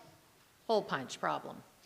All right, on behalf of the Capital Planning Committee and the Select Board, may we hear Roger McPeak to begin. Thank you, Madam Moderator. Can everybody hear me this time? Okay. So this is an interesting collection of projects that I personally, and I think the entire Capital Planning Committee are very proud of. This is an opportunity to do some things that we don't normally get to, and that's some significant work on the municipal buildings in this town. Consists of 4 projects that came together as one. So initially, we were looking at the bell tower repair. I think you may recall I talked to you about this. We had a brick fall out, and we were of the bell tower, and we were afraid that we had structural issues. We sent engineers up there. Fortunately, there were not structural issues, but there are masonry issues that need to be repaired. So we had a project of masonry repair to the clock tower. Also, if you are around Town Hall in the wintertime and you look around the town, you may see a few slate tiles or slates that have fallen off. So we knew that we have issues on the roof up there. As a part of the review of 4 different roof sets in 2002, they took a look up there and they said, you don't need to replace the entire roof, but you do need to do some significant repairs. Both groups, when they were looking at it, said, you're going to need scaffolding. And then when they looked together and they said, the scaffolding work that I'm going to do is going to be complementary to the scaffolding work that you have to do. So we immediately, in the capital process, put these 2 projects together for bidding for economies of scale. The biggest component of this is replacement of the slate roof at the library, which is just sadly deteriorated. If you take a look up closely, anytime you're there, you'll know that you have it. We've had active leaks in the past that we've had to chase down. It's just time that that roof system needs to be replaced. The windows, quite honestly, are just an embarrassment. They failed. And you can see that sections of glass are missing. I've said this in the past. They are great at emitting light. They're also great at emitting rain, wind, and snow. And the only thing that's protecting the interior of the building are internal storms. So we want to replace these window systems as well. Now, some of you may be saying, I thought we just did some work on the roof, and we did. This was work that was authorized before we knew that we were going to be able to ask for the funds to replace the slate roof. And you can see the active leaks in the top right corner there. And that work was on the extension, the library extension area, the flat roof on the library system. That work has been completed, and those leaks have been remediated.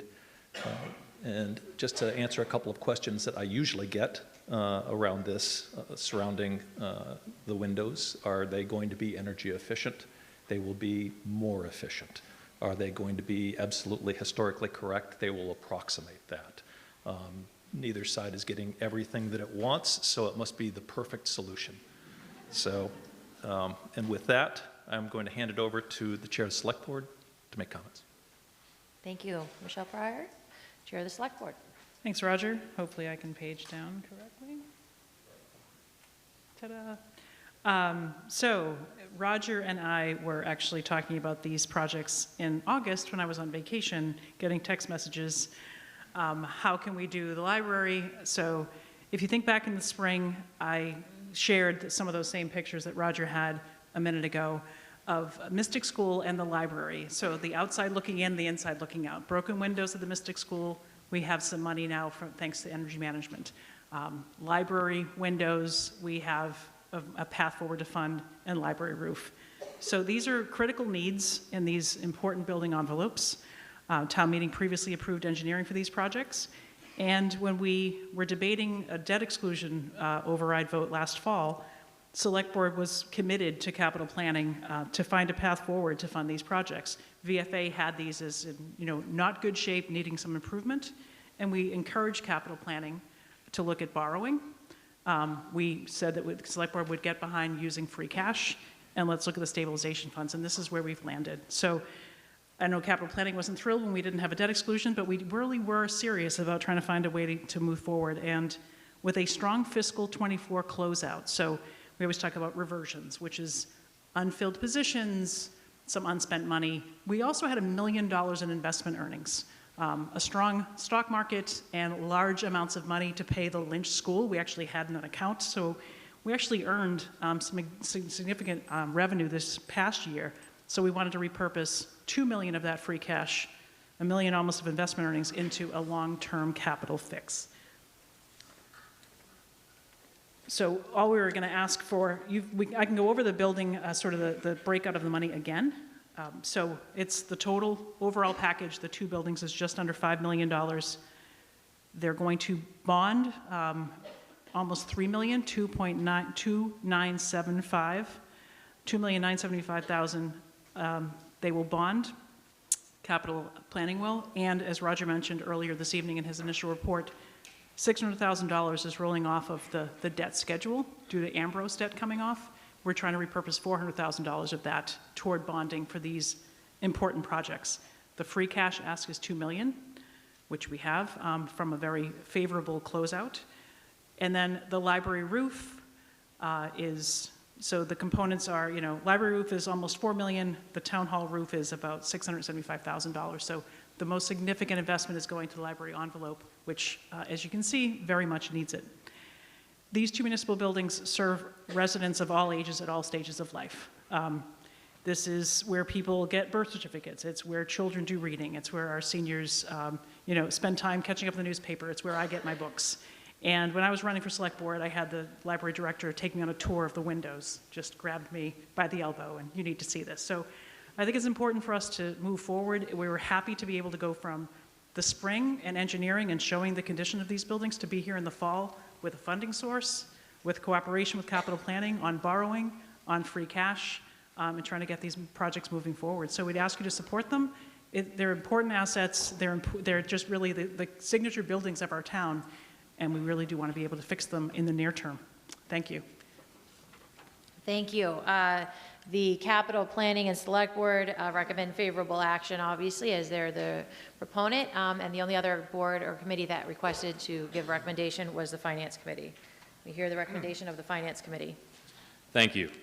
The finance committee recommends favorable action unanimously on this article. Having said that, we maintain that the process of selecting these projects is inadequate. We do not understand how it fits a stated strategy, and the funding mechanisms are not strategic. The Building Stabilization Fund intended purpose was for large-scale renovations and building replacements, of which this article is. Instead of using that fund, we are using a combination of free cash and debt. So yes, we support this article, but we need to continue pivoting our strategy with regards to capital itself. Thank you. Thank you. May we hear any recommendation, comments or questions from town meeting members on the question? Thank you, Madam Moderator. Carol Savage, Precinct 5.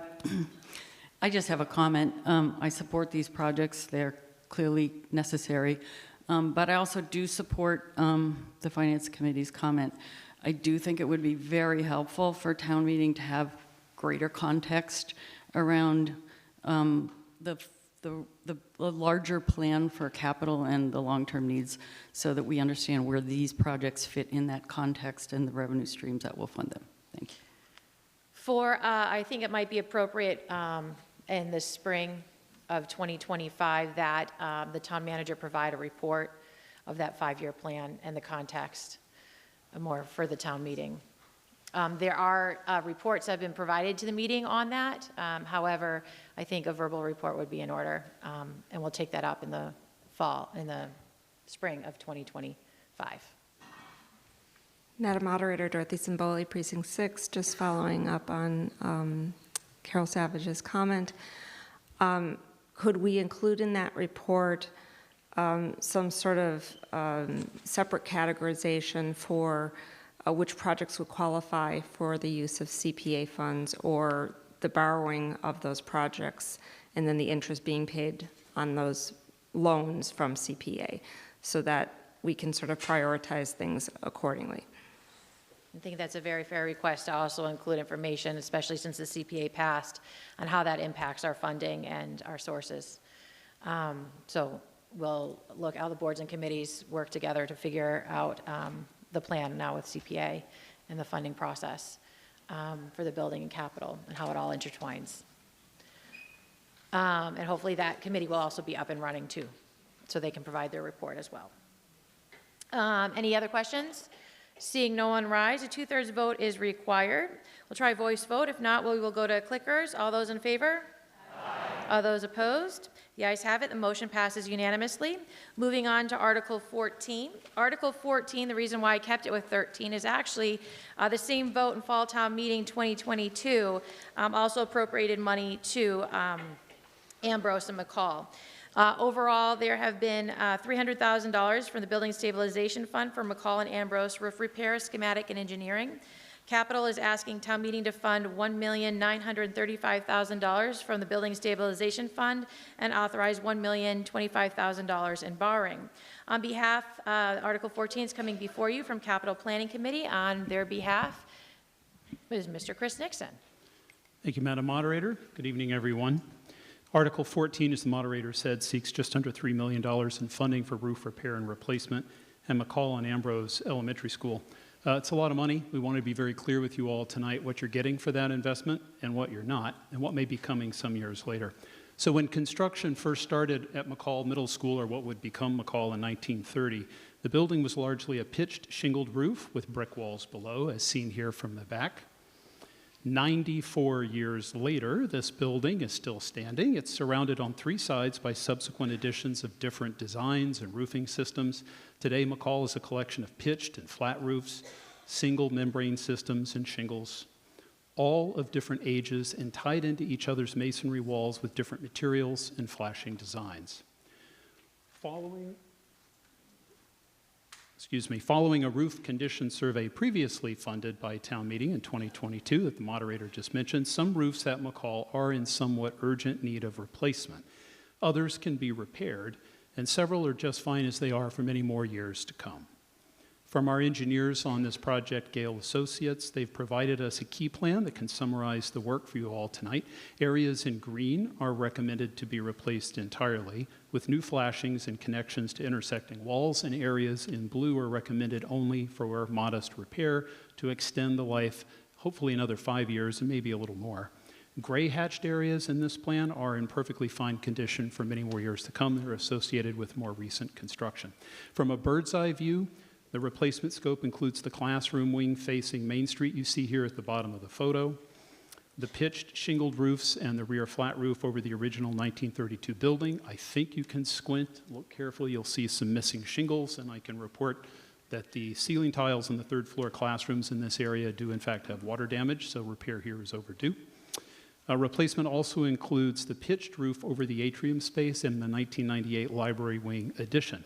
But the flat roof that you see around this element, as well as the flat roofs over the auditorium, the gym, and many of the supporting spaces, only require limited repair. As I mentioned a moment ago, these roofs tie into walls throughout McCall Middle School. These connections are made and protected with what architects and engineers call flashings. I think I've dropped that word now 3 or 4 times. These are metal sheet goods like copper or other fiber reinforced products.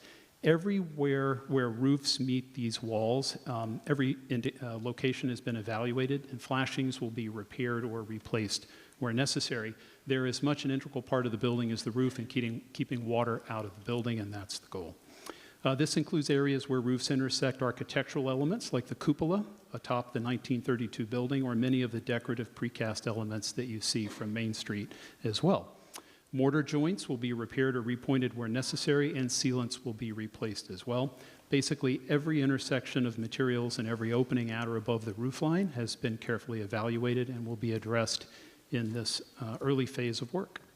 Lastly, our scope at McCall includes new roof walk pads for our maintenance staff to keep them safe and to limit the wear and tear on the new membrane that is installed. But beyond McCall Middle School, Article 14 seeks funding for roof work at the Ambrose Elementary School as well. Construction at Ambrose began nearly 20 years ago. It's obviously a much smaller roof than McCall.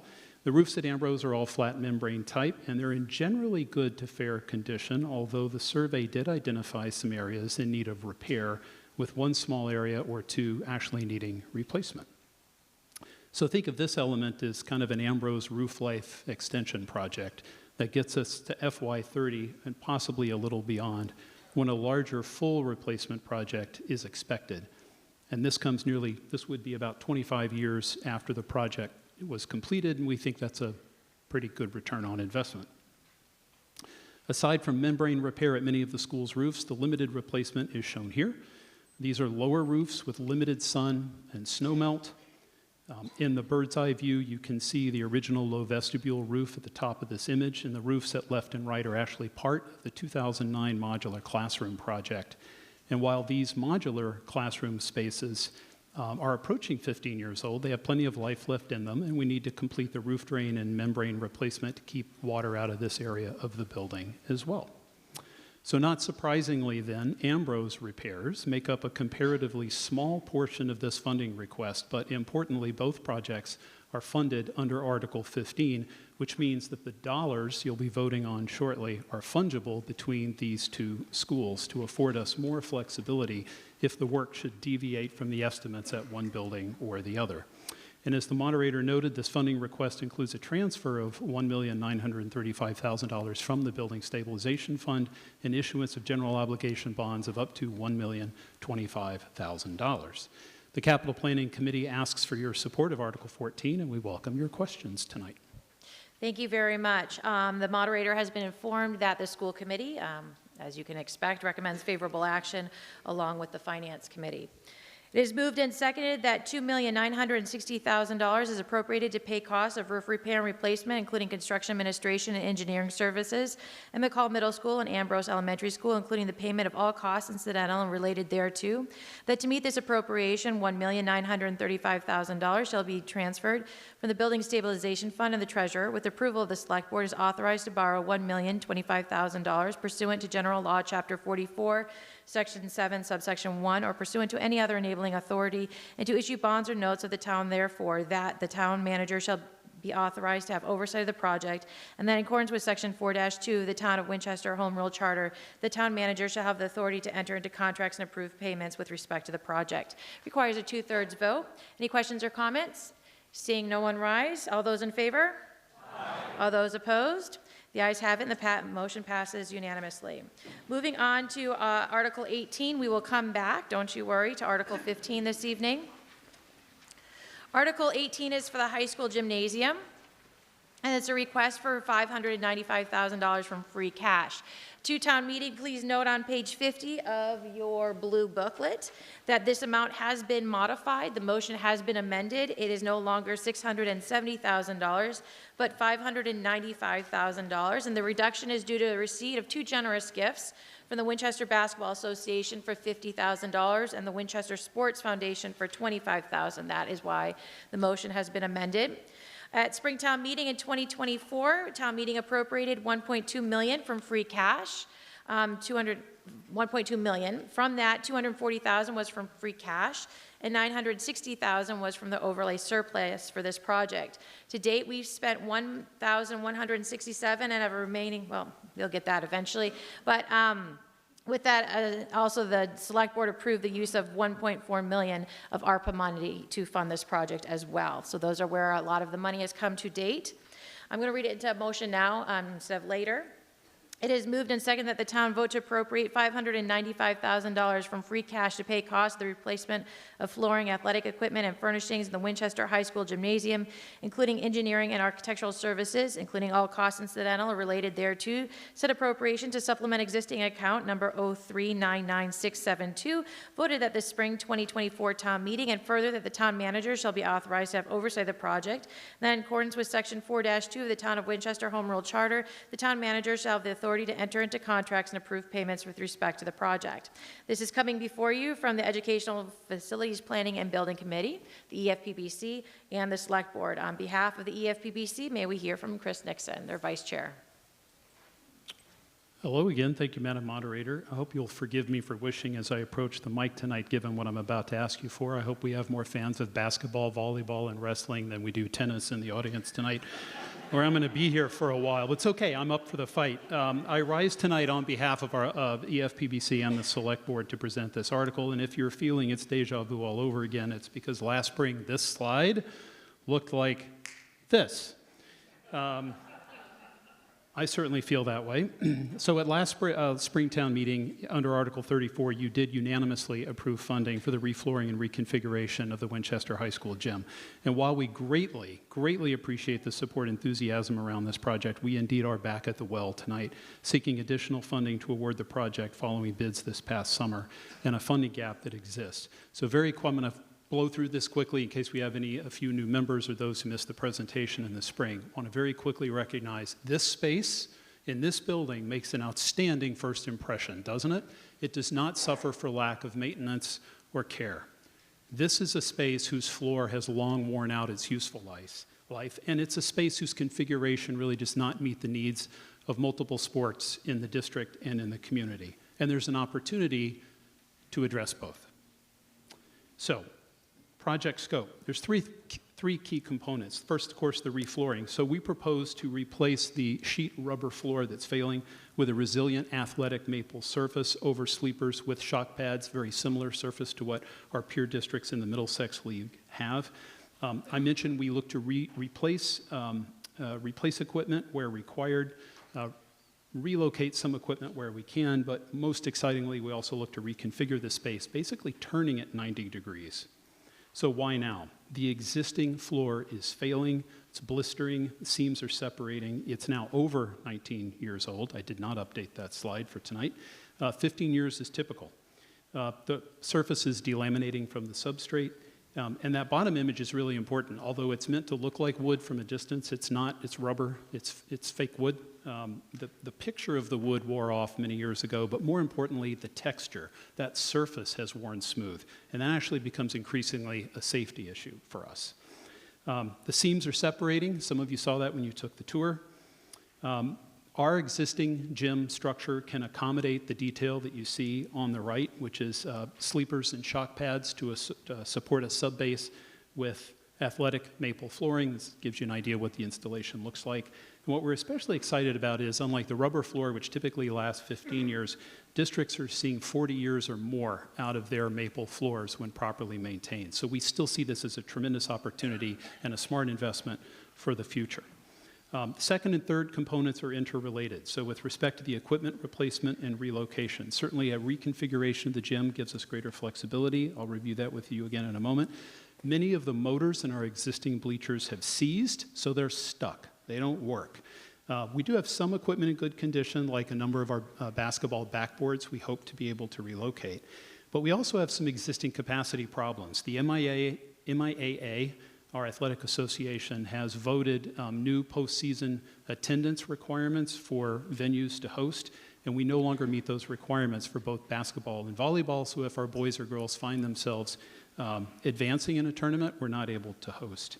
So with respect to the reconfiguration of the gym, our existing space, you may recall, has 4 practice courts, 2 on one side, 2 on the other. They're large-ish, but they're not regulation. I've dropped in the backboards here to give you an idea. They're fine for practice, but you cannot run a varsity or sub-varsity contest on these courts. They're not regulation in size. We have 7 sets of bleachers today, 2 large ones, they each accommodate about 300 spectators, 2 medium ones at about 150, and 3 small ones at under 100 each. And as I said, many of these are actually broken. For games, what do? Well, we need a regulation court. So on the right side of the gym, we actually have a regulation court that's marked off. Perhaps you've been there, or you can watch it on WinCam, as I do frequently. This is turned 90 degrees. It's a regulation court with plenty of space for the teams on either side of the court, and coaches and equipment and so forth. And then in this image, I actually show you kind of what these bleachers look like when they're extended, but you can quickly understand that only 3 out of our 7 bleacher sets even can accommodate this arrangement. And like I said, one of these is actually broken. So today we have a seating capacity of 390. MIAA rules are for 500.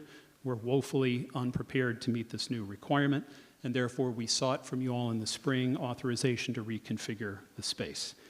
It looks like this. With the divider curtains up, we would provide in the full open gym a non-regulation indoor track for practice and PE class. And then we put our half divider down. We're going to provide 2 courts, both regulation on either side, large bleacher sets at either side of the gym. Each side of the gym can also include 2 regulation size wrestling mats. So we have the potential to run multiple sports, different sports, simultaneously on either side of the curtain. And what's also exciting about this is we no longer have to suspend our wrestling mats from the structure like we do today. We would actually have space to keep those on the ground. That's a time and efficiency and, frankly, safety issue as well. What's really exciting here is these new bleacher sets each have a capacity of 750 spectators when extended. And we're especially excited because if we need to really pack the house, the bleacher set on the left is actually movable. It can be driven across the floor with the divider curtain up, and we could actually accommodate 1,500 spectators for a very special town event. We can further divide this space into quarters. We heard this loud and clear from our coaches and from our youth sports community members. We can still provide regulation courts, not for contests, but for practice, certainly at the high school level. We think that this is a valuable opportunity to offer. Obviously, much less space for spectators, and as I think we heard from some community members in the spring, this arrangement actually allows us to be more efficient even in how we schedule some of the space, with groups coming in and out, if you will. So for regulation basketball and or volleyball courts, we can accommodate both, plus wrestling.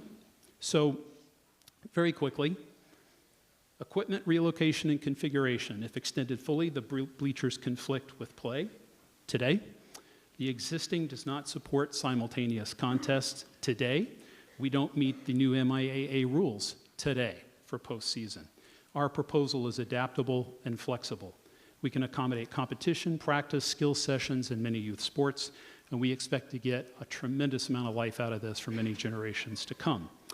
The cost and funding summary that Mr. Fallon shared with you last spring looked something like this. We had estimated a construction cost escalated from an early August 23 estimate, and we had a budget of about $2.6 million for the project. The Select Board, as the moderator noted, had already committed $1.4 million in ARPA funds. $100,000 of that was for design and engineering, leaving $1.3 million for construction. So how did we close that gap? We asked you for $960,000 from the overlay fund. There were surplus monies available, and $240,000 in free cash for $2.6 million in total project funding. And you approved it unanimously. It was great. So what happened? In June, we got favorable sub-bids for the electrical trades. They came in under the estimate. And in July, we got 4 bids from general contractors, one of which was within the budget. However, the low bidder retracted their bid. This happens from time to time. It can happen for many different reasons. And while it's not our fault, it is our problem.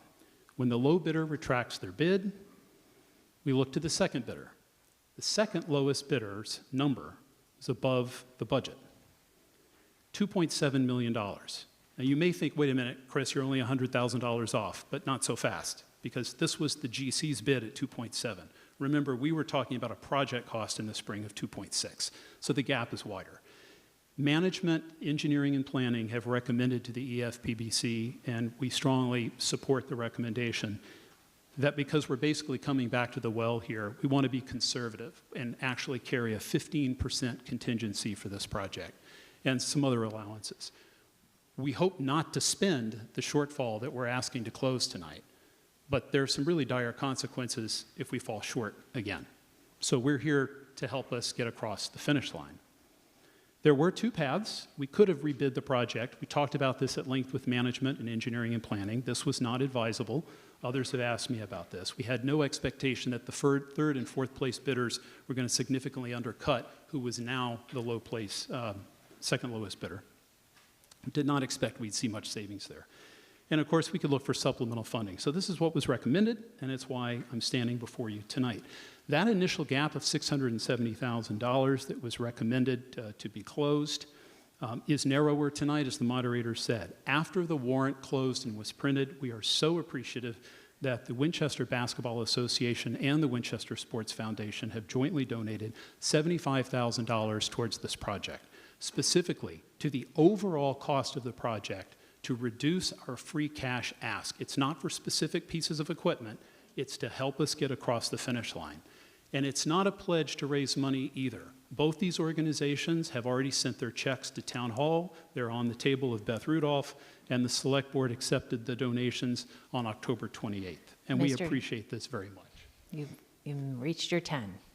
May I have 1 more minute? Proceed. So therefore, our revised funding motion is for $595,000 in free cash. We recognize this is still an awful lot of money, but we see this as a significant investment for the future. The key step slide we showed you in the spring, we made a lot of progress on. We had our community meeting, we got great feedback, the bid documents obviously were finished, we went out to bid.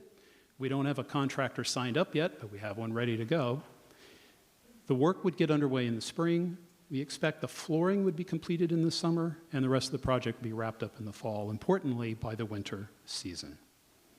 So the EFPBC and Select Board want to thank the town meeting for your unanimous support of this project last spring.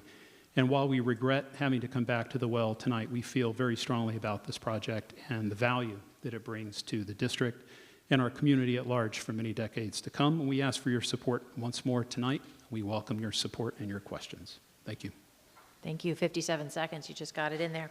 The EFPBC and the Select Board are sponsoring this. Obviously, they recommend favorable action.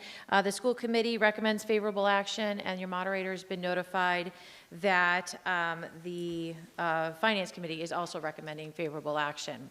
At this time, I'm going to have town meeting members first, and then we'll come to you, okay? Town meeting member? Hi, my name is Michelle McCarthy, Precinct 7. I have 3 students at the high school. I am urging everyone in town meeting to please support this. I am a big basketball fan. I'm also a tennis fan. Not a great tennis or basketball player anymore, but I do hope that we can all support this. This is not just about basketball or volleyball. This is our high school gym.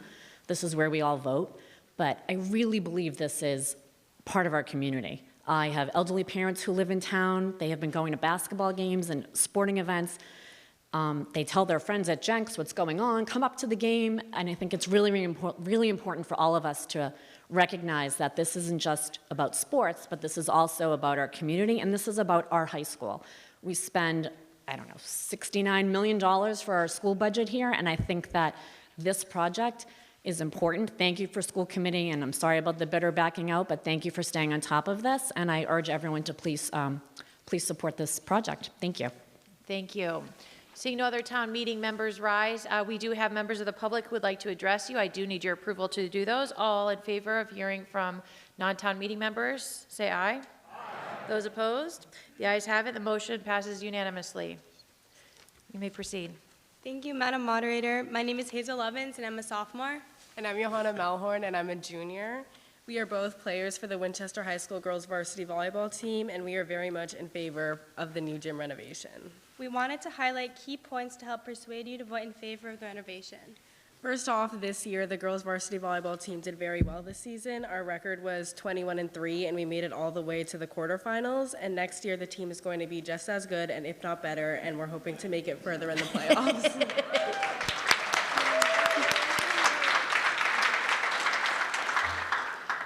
This being said, with the current model of the gym and only one working set of bleachers, we are not able to host a home game during the state tournament, which has proven to be a large disadvantage during playoffs, as we are away from our fans in our home gym environment.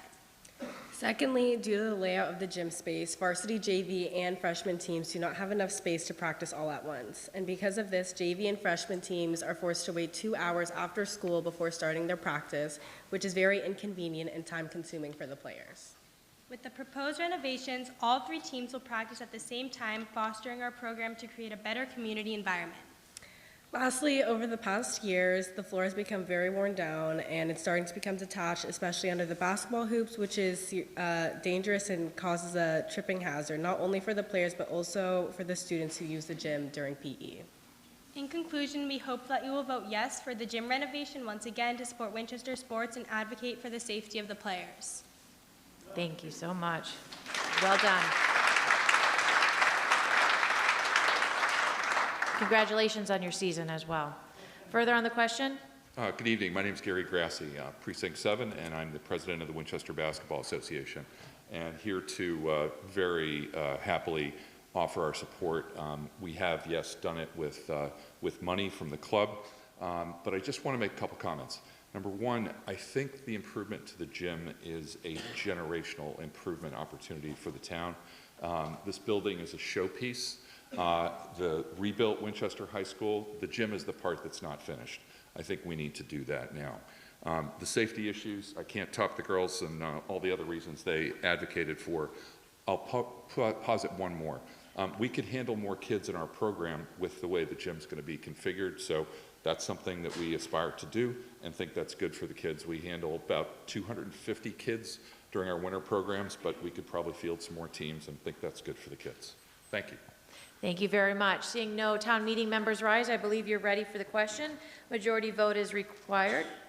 A vote in the affirmative will appropriate $595,000 from free cash to pay for the replacement, the flooring, athletic equipment, furnishings in the Winchester High School. A vote in the negative will not fund for free cash. All those in favor? Aye. All those opposed? The ayes have it. The motion passes unanimously. We do hope that the volleyball team will now hold up to their word in next season. Let's go back now to Article 15. Chris Nixon, I'm going to hear from you again. You ready? All right, Article 15 is the Winchester High School concrete deterioration and repairs. The funding source is a building stabilization fund. Fall town meeting in 2023 appropriated $100,000 from free cash for the repair and remediation work at the Winchester High School. At this time, the town meeting is being requested to appropriate $845,000 for the building stabilization fund to continue the repair and remediation work associated with the concrete deterioration. On behalf of the, I'm not sure who you're representing, if it's the EFPBC or the Capital Planning Committee, because you do sit on both, but Mr. Chris Nixon. Requires a 2/3 vote. Hi, may I have another? So indeed, I rise, this is a joint article. I'm rising tonight on behalf of Capital Planning Committee and the EFPBC for our jointly sponsored Article 15, which seeks funding for some major repair and remediation to the concrete deterioration here at Winchester High School. But importantly, it also gives us an opportunity tonight to report back to you on the results of our initial work that we last discussed in detail and which you funded actually last fall. So I think there will be a few new town meeting members who will find this of some interest. So that was last year's slide at 2023 Fall Town Meeting. You supported the EFPBC's request of $100,000 in free cash to fund testing and engineering design services for the repair and remediation of concrete deterioration that had recently been discovered here at the high school. As a quick refresher for those who are new to town meeting, DPW began to see cracks and deformations in limited areas of our vinyl tile flooring after the COVID lockdown. Though only seen on the first floor and in a few instances, and instances original to our 1970 structure, these tile failures began to grow in area and severity. Once on the DPW radar, however, it was clear that this deterioration was actually spreading to new areas. They were monitoring it very closely, with new damage that was actually beginning to appear in other surfaces like porcelain tile as well. So in the spring of 2023, following site visits with Mr. Lawson and others from DPW, the Capital Planning Chair and the School Committee Chair, and out of concern for spread of failures and increasing severity of this deformation, the EFPBC engaged a forensic engineering firm, Simpson, Gumpertz, and Hager, we call them SGH, to conduct an in-depth evaluation. In the summer of 2023, SGH made multiple visits to the high school, sounding the entire first floor slab, coring samples for lab testing, and inspecting over 90% of the crawl spaces below the building themselves. This image of the guidance hallway right outside these doors, to my right, your left, is as it appeared in March of 2023.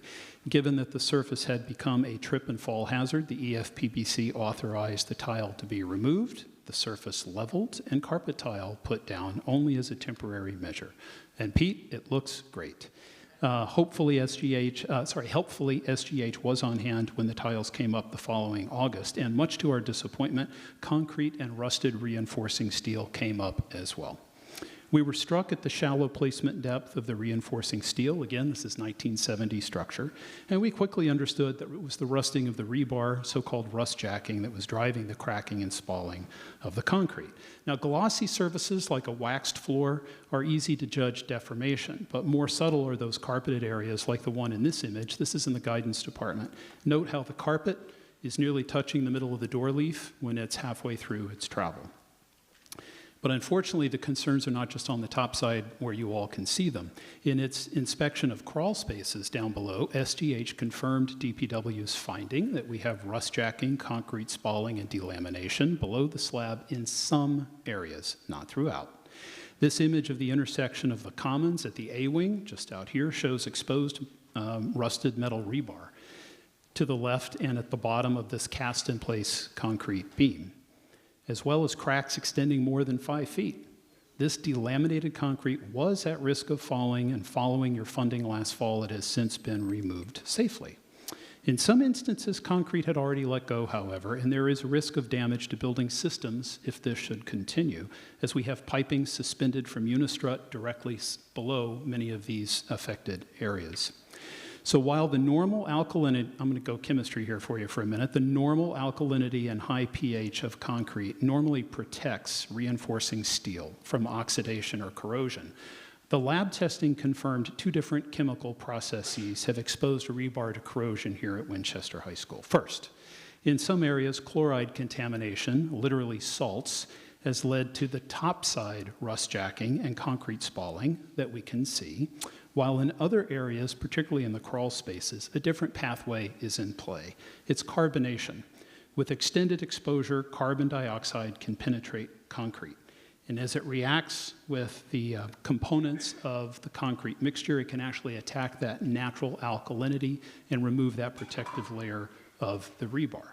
This happens when you have extended exposure to carbon dioxide and high humidity. Now, as many of you will recall, the new Winchester High School is actually a gut renovation and a modest expansion of the 1970 building. The reinforced concrete structure and the slabs were maintained. No deterioration has been found on the upper floors of this building, including in the most recent work that you funded, or in any of the expansion areas. Topside deterioration was cataloged in a number of areas, though, scattered throughout the building in the A-wing, the B-wing, the C-wing, the D-wing, where we sit here tonight, and the E-wing as well. So a year ago, there were 2 ways to look at the glass. You could be half empty. It's a bummer. Multiple areas are affected. We do still think of this as a new building, of course. This deterioration was spreading. It was accelerating. We presumed it would be expensive to fix, and we didn't know yet what it was going to cost. Well, tonight we have some ideas, and the news isn't terrible. We could also be half full and recognize that fortunately the deterioration is only in limited areas on the first floor, less than 0.7 of 1%, in fact, of the first floor area. Now, due to the lab testing, we know the cause, and we know there are ways to fix this. We also know that if we wait, it's only going to get worse, and it's going to cost more money. So we asked if we could act now. And you said yes. Our recommendation last fall was to re-engage the SGH team to develop detailed options and cost estimates for the repair and remediation of this concrete damage. Included in the request were funds for some additional testing to more conclusively rule out any deterioration or carbonation contamination in areas which may not have shown themselves. We were very pleased and appreciative to get unanimous support last fall to fund this initial work. And as FinCom Chair John Miller noted at the time, this funding was not to do any of the work. It was to come up with a plan, to study options, and to the extent we could get more testing, be confident in them. And we think this money has been well spent. So, what have we done and what have we learned? Additional upper-level testing has been favorable. We picked up some traces of carbonation on the upper floors, but a very, very shallow depth. SGH tells us it's not unusual for a structure of this age to have some. It's nowhere near the reinforcing steel, and we have nowhere near the relative humidity upstairs for this to be much of a concern, so that's a favorable report card. With respect to the carbonation treatment to deal with the concrete spalling we have down in the crawl spaces, we've got some great news to report here as well. SGH evaluated several options. EFPBC opted to move forward exploring the application of surface-applied corrosion inhibitors. These are a chemical product. Their effectiveness is absolutely proven in the lab to stop the movement of the carbonation front and to stop the corrosion of the steel. The only issue is, will it penetrate the depth of the concrete that you have? We're talking about applying it to concrete that is obviously cured many years ago. So the only way to know this is to do some tests. So here's how we spent some of the $100,000 you gave us. The week after school got out this summer, A contractor came in, did multiple mock-ups down below and multiple wings of a couple of different products. We waited 30 days, and we took some concrete cores. And we were so pleased to find that one product in particular far outperformed SGH's performance specification for depth of penetration into the concrete. So we believe we've got a good solution to deal with the carbonation problem at Winchester High School. With respect to the top side, the salt contamination on the first floor. Again, the scope is very limited, less than 1% of the floor area. There is no chloride contamination on the top floors. There are effective treatments for this, and it requires limited demolition.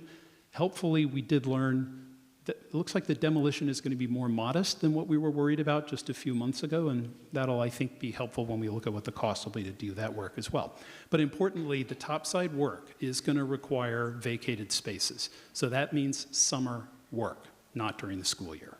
So, next steps. What's the $845,000 for?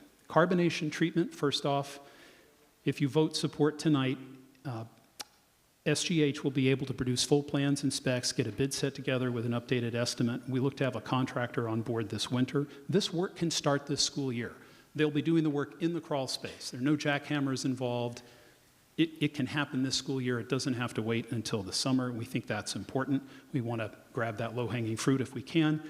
We believe we can actually get this applied to at least 92% of the slab.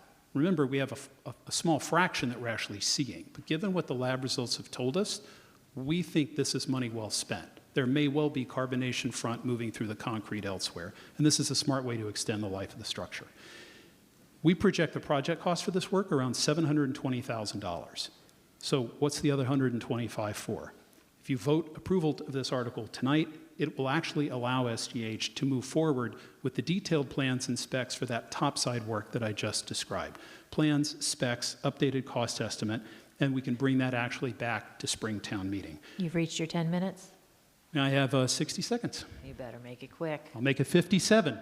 So there are two steps. Step one tonight, as I said, is to approve Article 15. We hope you will. It funds the work below addressing carbonation. We can do it now. It completes the design and engineering work with a bid set for the topside work. Step two, we come back to you in the spring with that request. It will be a much smaller request than what we're looking for in the crawl space. A much smaller request, something maybe on the order of $200,000 to $300,000. I'm just going to end on this note. We see the glass half full for all the reasons that I've already described. We look forward to your support, welcome any questions, and making an important investment in this building so it continues to last for generations to come. Thank you. Thank you. 37 seconds. All right. With that, we have had recommendations from the school committee, favorable action, the select board, favorable action, and the finance committee, favorable action. It is moved and seconded that the town vote to appropriate $845,000 from the Building Stabilization Fund established under Chapter 69 of the Acts of 2002 for the repair and remediation work associated with Winchester High School concrete deterioration and associated repairs, including design and engineering services and all other costs related thereto, that the EFPBC shall be authorized to have oversight of the project, and that in accordance with Section 4-2 of the Town of Winchester Home Rule Charter, the town manager shall have the authority to enter into contracts and approve payments with respect to the project. It requires a 2/3 vote. And on behalf of town meeting, you may now ask your questions or comments. Yes, thank you, Madam Moderator. It's good to have the opportunity to comment. I just wanted to say that SGH is the premier forensic engineer in the country. I rise in full support of this article. They know what they're doing. They've known what they're doing. These guys designed Epcot Center. They're the best.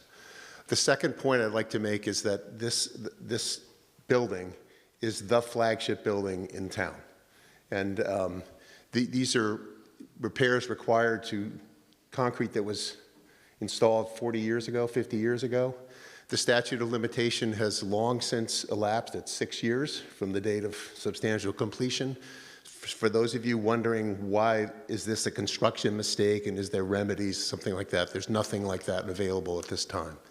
So I think there's probably more money coming. We're going to have to spend a little bit more, but this is the flagship building in the town. This is something that cannot be avoided, and I think we should support it. Thank you. Any other questions or comments? See when no one rise. 2/3 vote required. Try voice vote first. All those in favor?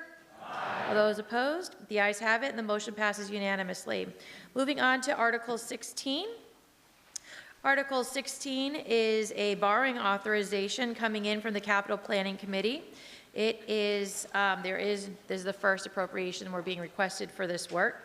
It is moved and seconded that $200,000 appropriated to pay costs of design and engineering services for the investigation of water quality issues and the development of plans and specifications for improvements to the water system located on Cambridge Street and in the Cambridge Street area, including the payment of all costs incidental and related thereto. That to meet this appropriation, the treasurer, with approval of the select board, is authorized to borrow said amount pursuant to General Law, Chapter 44, Section 7, Subsection 7, or pursuant to any other enabling authority, and to issue bonds or notes of the town therefore. That the town manager shall be authorized to have oversight of the project, and that in accordance with Section 4-2 of the Town of Winchester Home Rule Charter, the town manager shall have the authority to enter into contracts and approve payments with respect to the project. It does require a 2/3 vote, as it is a borrowing authorization. On behalf of the Capital Planning Committee, Jimmy Johnson. Thank you, Madam Moderator. Select Board members, FinCom members, and town meeting members. Thank you tonight. I'm here tonight for two articles. One is 16. It's a request for funding to study and evaluate the water main lining engineering design from the Arlington Town Line to approximately Everett Avenue. There's an issue with the water quality. DPW staff and Water Department have been working diligently to come to some temporary remedies, but it's determined that it has to be completely engineered and designed. This will be a ban for borrowing money, and which will be rolled over in the construction project.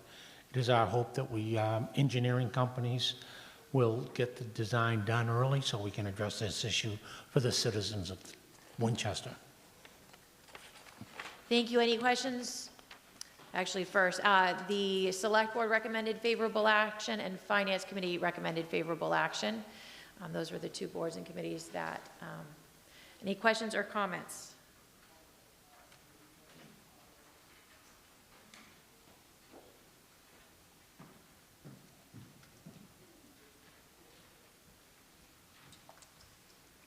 Megan Blackwell, Precinct 7.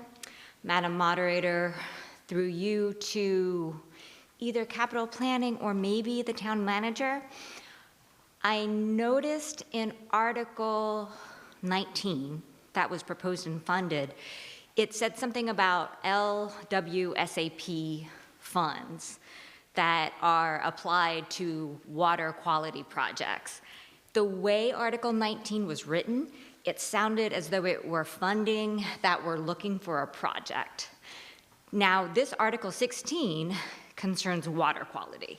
So my question through you, Madam Moderator, is whether or not the amount for this project could be reduced by $107,000 as proposed and funded through Article 19. To the town manager, could you please provide town meeting information on the Massachusetts Water Resource Authority's Local Water System Assistance Program, LWSAP? There's probably another nickname for it. And how that money could relate to Article 16. Thank you, Madam Moderator. You are correct. The LWSAP funding that was approved as part of the consent agenda, that funding is available to the town for a wide variety of uses associated with drinking water quality. One of the things that we could do is to put that funding towards a portion of this design, and that is our intention. We don't have a full idea right now. There's a couple unknowns with respect to some structural issues on the site, so we don't have a full idea of what the actual design costs will be. And so the intention is to first use that LWSAP funding and then to tap into this additional $200,000 as needed. We will, as Mr. Johnson mentioned, we will issue a ban for this amount, and if we don't need the full amount towards the design work, we'll be able to use that money towards either construction admin services or have it reappropriated here at town meeting. Okay, thank you. Thank you. Thank you. Any other questions or comments? Seeing no one rise, a 2/3 vote is required. All those in favor? All those opposed? The ayes have it, and the motion passes unanimously. Moving on to Article 17, we get Jim Johnson again. The Capital Planning Committee is bringing forward a borrowing authorization for the CIP East Side Sewer Rehabilitation Project. This work is a continuation of ongoing Massachusetts Water Resource Authority, MWRA, grant or loan program for investing and removing infiltration and inflow sources, also known as I&I. The NWRA assists communities in funding this program by issuing grants and interest-free loans. I'm going to read it into order now instead of waiting.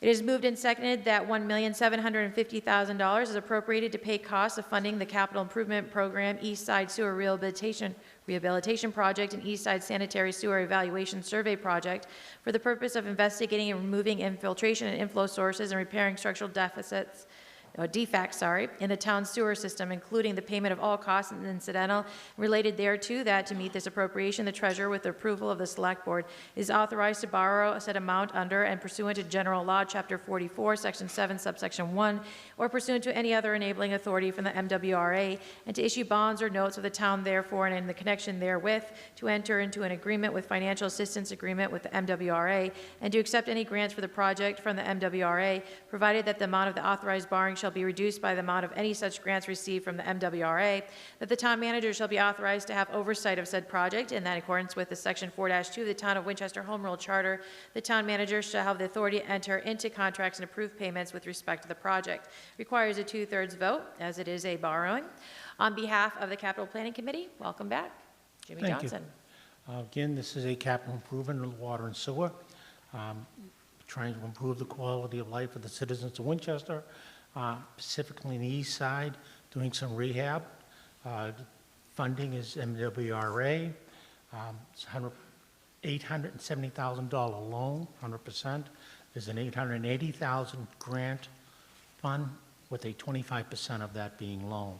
We ask for your support for this project so we can move forward and get the work done as soon as possible. Thank you. Thank you. Recommendations are the same. The Select Board recommends favorable along with the Finance Committee. Any questions or comments? Seeing no one rise, a 2/3 vote is required. All those in favor? Aye. All those opposed? The ayes have it and the motion passes by unanimously. As promised, I believe that tonight we're going to end with Article 9.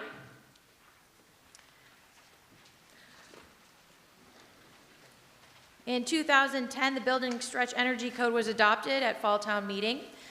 The vote was 68 in the affirmative and 39 in the negative. Since then, the state has proposed a new energy code titled the Specialized Energy Code.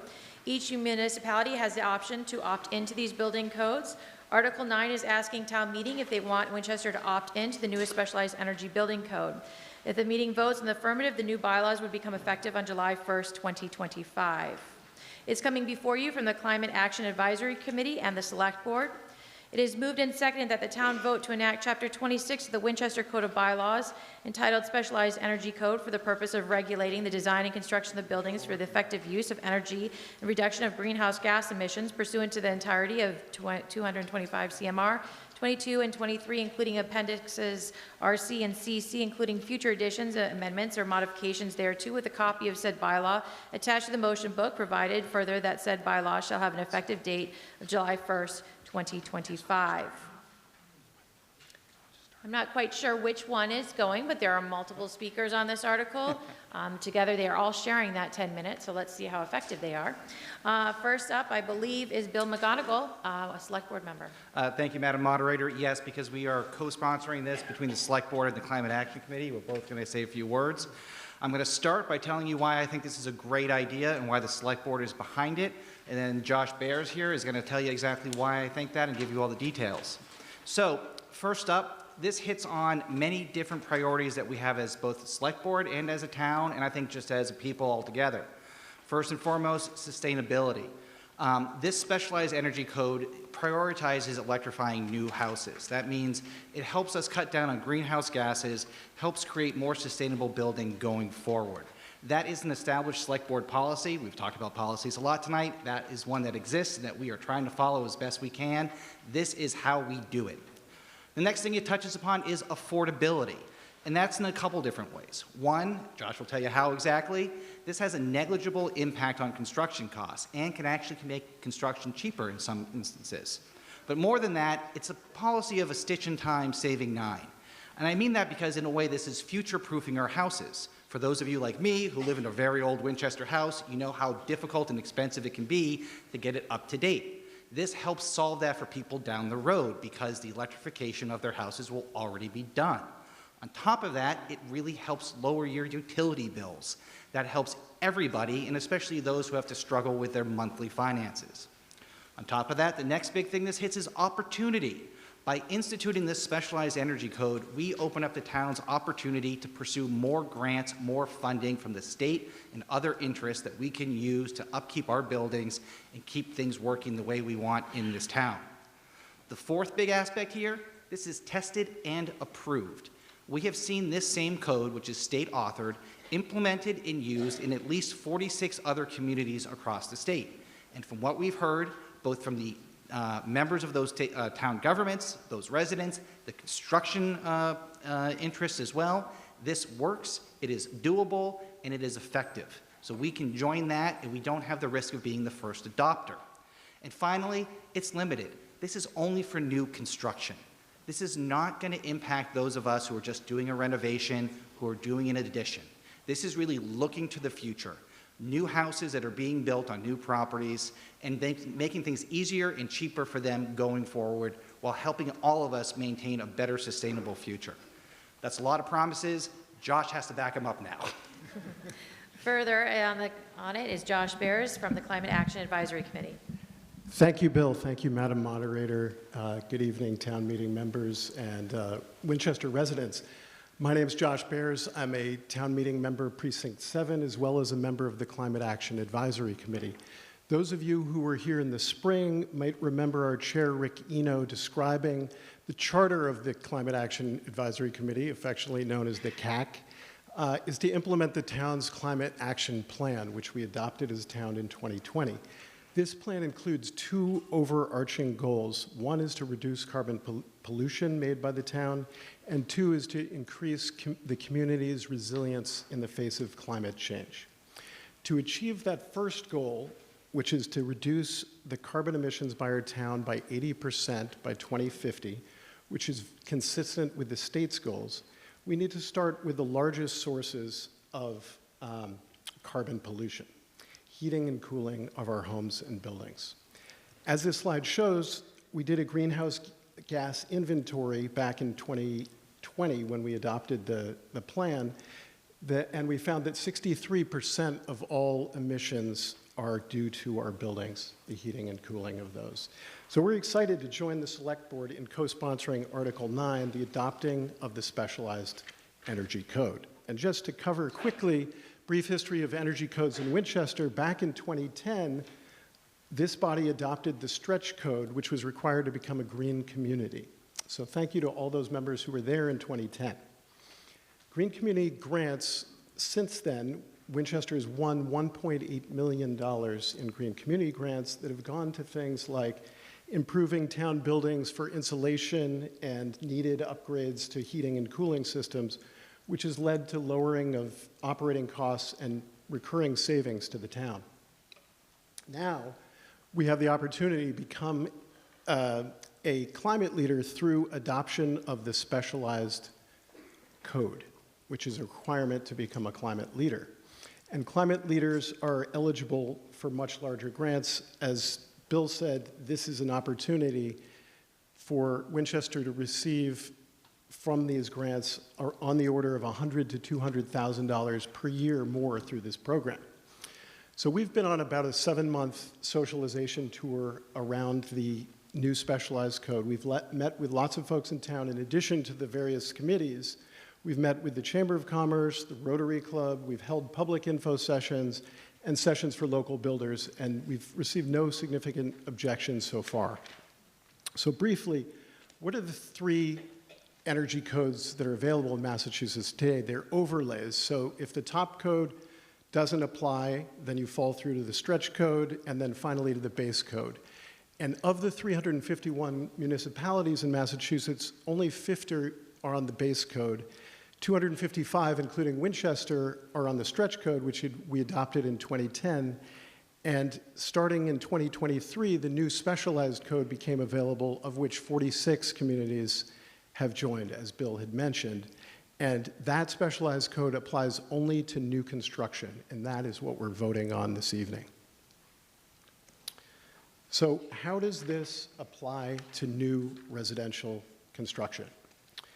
So there's two main pathways through the new specialized code. There's all-electric pathway, which means there's no combustion used for space heating, cooking, water heating, or clothes dryer. It may, however, include outdoor gas grills and diesel backup generators. And then there's the mixed fuel pathway, which means any of your appliances that I mentioned above use gas, oil, or propane. So for example, if you wanted to build a new home that had a gas stove, you'd follow the mixed fuel pathway. Now, where there's no green, it means there's no additional requirement over the current code that we're under. So if you build all electric, there's no change for either the single family that's 4,000 conditioned square feet or less, or larger than 4,000 conditioned square feet.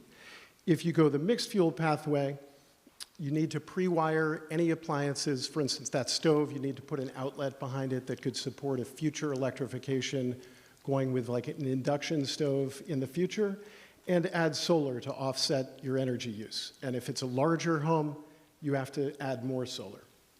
So to put this in perspective, this code doesn't impact the 8,000 existing town buildings that we have, your homes, the buildings that here. This is only for the new construction. And looking at the history of the last 5 years or so, we build on the order of 1 to 2 dozen new homes per year. And so if you go all electric, there's no impact from this. If you use mixed fuel, there are some additional requirements. And just to bring up the ADU, because I know we talked about that on the first night, ADU, if it's freestanding, fits squarely in the left side because it's 900 conditioned square feet max. And if it's attached, it's not applicable because it's not new construction according to the standard. So moving on, there are also standards for multifamily. So the affordable housing would fall under this 12,000 square foot or larger for multi-unit or multifamily large residential construction. For the all-electric, you need to build to the new passive house standard, which basically defines a very tight envelope and better insulation, leading to up to 60% reduction in your heating and cooling costs. If you go mixed fuel for the large multifamily, you also build a passive house, and you must pre-wire any appliances that aren't electric, but you do not need to add solar. So let's move on to how does this impact municipal and commercial buildings? Same story. If you go all electric, there's no difference with the current stretch code. Mixed fuel buildings, you need to pre-wire for easy future electrification and add solar to partially offset energy use. Now, the Lynch School hit it out of the park by being both all electric and adding solar. And so kudos to EFBBC and the rebuild team. And my only regret about Lynch is that my daughter, who's a Lynchie at Parkhurst, won't get to experience it. So how does this impact costs compared with current stretch codes? So this table is showing costs relative to if you built a new construction under the current code under mixed fuel, okay? And basically the answer is it costs about the same as complying with the current code. And the numbers that you see here come from a State Department of Energy Resources study, as well as interviews with several high-volume builders and HVAC installers. You've reached your 10 minutes. Madam Moderator, may I have 2 more minutes, please? All those in favor? All those opposed? Ayes have it. Please continue. Thanks very much. And so this was, these conversations were done jointly with our Sustainability Director, Ken Pruitt, and Building Commissioner Tom Kennedy, so thank you to them for putting this important analysis together. So when you look at these numbers here, and you see the green, we're highlighting all electric. While it's not required to build all electric, we hope that more builders would choose this option because it minimizes the carbon pollution, and that's why it's highlighted in green. The specialized code gives choice to builders to go with, if they need to or if they want to, build with gas or oil. And typically when you see a higher range on the +2% or +4%, that's due to upfront investments in higher efficiency heat pumps, and it leads on the other side paying dividends on the operating costs and being lower over the lifetime of the building. So moving on, how will it impact the grid? The grid, because it's only new construction, the DOER has projected that it will take till 2050 until even a quarter of all buildings are built to this new code, which gives time for the grid to have upgrades and bring on additional power sources. So in summary, what is the Specialized Energy Code and why should we adopt it? It's an energy-related building code that affects new construction only, not major renovations or additions to existing buildings. A YES code would adopt the Specialized Energy Code effective July 1st, giving us 7 months of outreach and education to builders. Why? It's essential to meeting our climate goals. It also protects homeowners for future costly retrofits and opens access to funding. Thank you very much.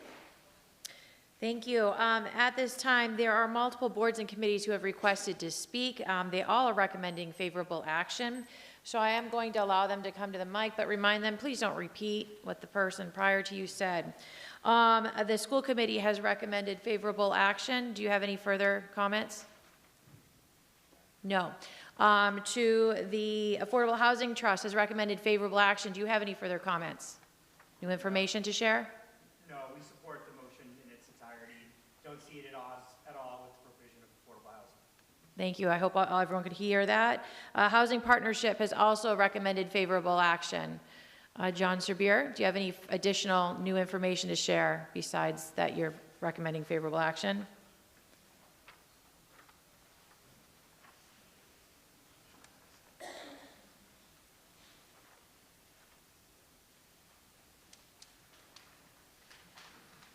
Madam Moderator, the Housing Partnership voted 9-0 unanimously to recommend adoption of the Specialized Energy Code.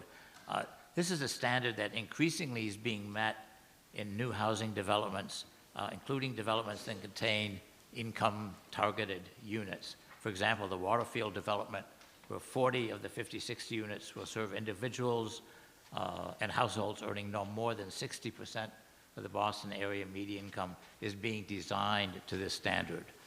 The better architectural firms recognize that clients now want to achieve this energy code and have energy-trained staff in their companies. Therefore, we think this is a very sound sustainability step for the town to be taking. Thank you. There are two students who sit on the Climate Action Advisory Committee. They are not town meeting members. However, they have asked, and as they are students, I felt it was appropriate to let them speak to you. However, I need your approval. All those in favor of allowing a non-town meeting member to speak on this article, say aye. Aye. Those opposed? The ayes have it. The two of you may proceed. Thank you. Good evening. My name is Catherine Plosky, and I'm a 10th grade student here at Winchester High School. I'm here to express my support for the adoption of the Specialized Energy Code. As our moderator mentioned, this past summer I've been attending meetings of the Winchester Climate Action Advisory Committee, whom you just heard from. The reason that I was driven to work with them is because of how deeply climate change has the potential to affect my future.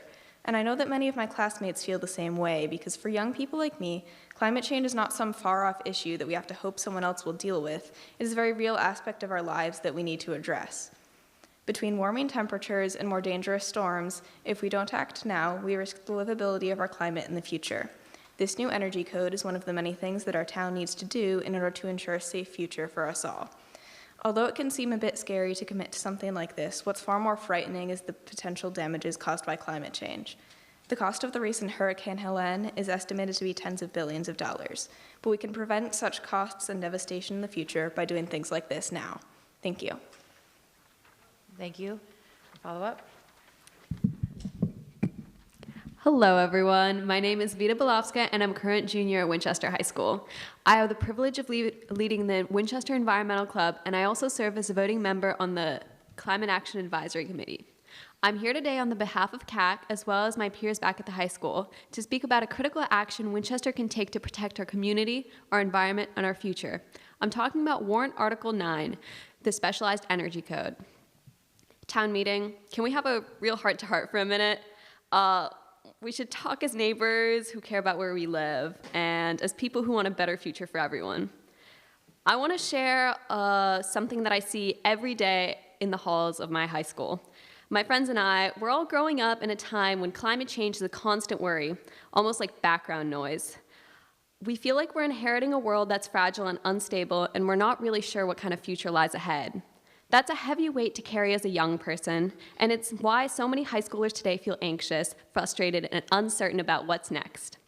This is why Article 9 matters. By adopting the Specialized Energy Code, we're showing the next generation, my generation, that our town is committed to addressing these concerns and building a more sustainable community. This code isn't just a policy, it's a promise. It's a step towards reducing our carbon footprint, creating energy-efficient buildings, and ensuring that future generations in Winchester prepared for tomorrow's challenges. We might be a small town, but by passing this code, we're sending a message that Winchester stands with other forward-thinking communities, leading the way towards a more resilient and responsible future. We're saying that these concerns are heard and we are ready to act. So let's do the right thing. Let's support warrant Article 9. Because this decision isn't just about today. It's about tomorrow and the tomorrows after that. Thank you. Thank you very much, and thank you so much for serving on the Climate Action Advisory Committee. Town meeting members, at the time, questions and comments? Thank you, Madam Moderator. Lance Grensback, Precinct 3. I rise in support of this article. The article will help reduce greenhouse gas emissions and make the town eligible for grant monies, but it will also benefit the town by helping maintain the town's tax base. This is an often overlooked but very significant impact over time. We're going to see a steady increase in the use of electrical appliances, heat pumps, and solar panels, and houses wired or pre-wired under this code will command much better resale prices because they do not, as mentioned earlier, they do not require extensive investment in very difficult and often very costly rewiring projects. These higher resale values help maintain the town's tax base. And this is important because I think, as you're all well aware, we depend very, very heavily on property tax revenues to maintain our schools, fire departments, and services. So given our tight budgets and the need for longer-term capital issues, things like that, maintaining our tax base is extremely important, and I think this article provides a mechanism for accelerating that and making sure we capture some of the advances in the technology that are going to keep our tax base high. Thank you. I would recommend favorable action. Thank you. Further on the question? Madam Moderator and fellow town meeting members, my name is Bob Deering. I was an electrical engineer for Stone & Webster Engineering for 25, 30 years. And just food for thought. The electricity that all these things are going to be powered for, where is that electricity being generated from? Right now, it's fossil fuels. We don't have an infrastructure that if we had more charging stations and these, infrastructure for power generation couldn't support it. So it's a long way off, and my professional opinion, the only way to solve the problem is it has to be nuclear power. Thank you. Thank you. Further on the question? Thank you, Madam Moderator. Carol Savage, Precinct 5. Question for the proponents. My understanding is that for new buildings that are less than 4,000 square feet, the chart made it look like they are required to put solar as well as pre-wire for electrical. My understanding is if it's a shaded lot that would require trees to be cut down or whatever to make that happen, there's an exception for that. Is that true? To the proponent, can you please provide town meeting members, if your lot is not suitable for solar panels, what the provisions are in place for that situation? Thank you, Madam Moderator. Thanks for the question. Yes, there is exceptions. If you're 4,000 conditioned square feet or less and you have a shaded lot, you can get a waiver and you don't need to install solar. Okay, thank you. Can you provide town meeting how that waiver, who provides that waiver, who issues it? That's a good question. I think there's a way of, like, the solar evaluator would look at your lot and the amount of solar you get over the year and would say it's less than an amount that's acceptable to generate. But I don't know the answer of who gives you the waiver. Ken Pruitt, would you like to answer that question? It's the building commissioner. That is the answer from the sustainability director, who is a staff assigned to this article. It's a building commissioner will make that waiver. Okay, thank you. Mm-hmm. Further on the question? Are we all set? Oh, come on, don't be shy. Hello, Carl Rexer, Chair of the Energy Management Committee. I am not a current town meeting member. Do you need to do something to allow me to speak? I already did. You can go ahead. Okay, just wanted to check, make sure I was in line. The Energy Management Committee focuses primarily on the, or exclusively, on the municipal buildings in town. However, we discussed this issue at one of our meetings earlier this fall, and we support the town's efforts to become a climate leader for exactly the reasons that Josh Beers reported earlier, is it enables the town to qualify for additional funding to support all our municipal buildings and the many grants that we've been getting. Thank you. Further on the question? Thank you, Casey Bauer, Precinct 8. I would appreciate it if someone could define new construction clearly in terms of what would trigger these provisions. To the proponent, can you please provide town meeting the definition of new construction? Could we redirect that to our building commissioner, Mr. Kennedy? To our building commissioner, I hope you're still here. Oh, yep, there he is. Could you please provide town meeting members information on the definition of new construction and what qualifies as new construction under the building codes? Thank you, moderator. The definition is really, on new houses, is pretty clear. It's from the ground up. Where it gets a little bit gray is, and we have this not often, but enough to consider, is when a house is brought down to the foundation and brought back up. So if it's brought down to the foundation, the deck is gone, that's considered new construction. If a few walls on the first floor are kept, that is not new construction, it's existing. So it would not apply to that. So new construction, brand new buildings, and a renovation that's brought down to the deck and brought back up and built back up. Follow up? Thank you. Thank you. Further on the question? Madam Moderator, Dorothy Simboli, Precinct 6. I have 3 questions. The first is, would a waiver be available for somebody who wanted to put in geothermal for new construction? And my second question is there a carve-out or is there some sort of exception for somebody who wants to use like an additional fuel source like propane for a gas fireplace, which is cleaner than wood burning, and for a gas stove, which is a big factor in resale value? And I can't think of my third question, I'm sorry. It's probably, who wants to take it? You want to take it? Sure. All right, so the first question is, could you please provide information about if you go to geothermal, is there a waiver?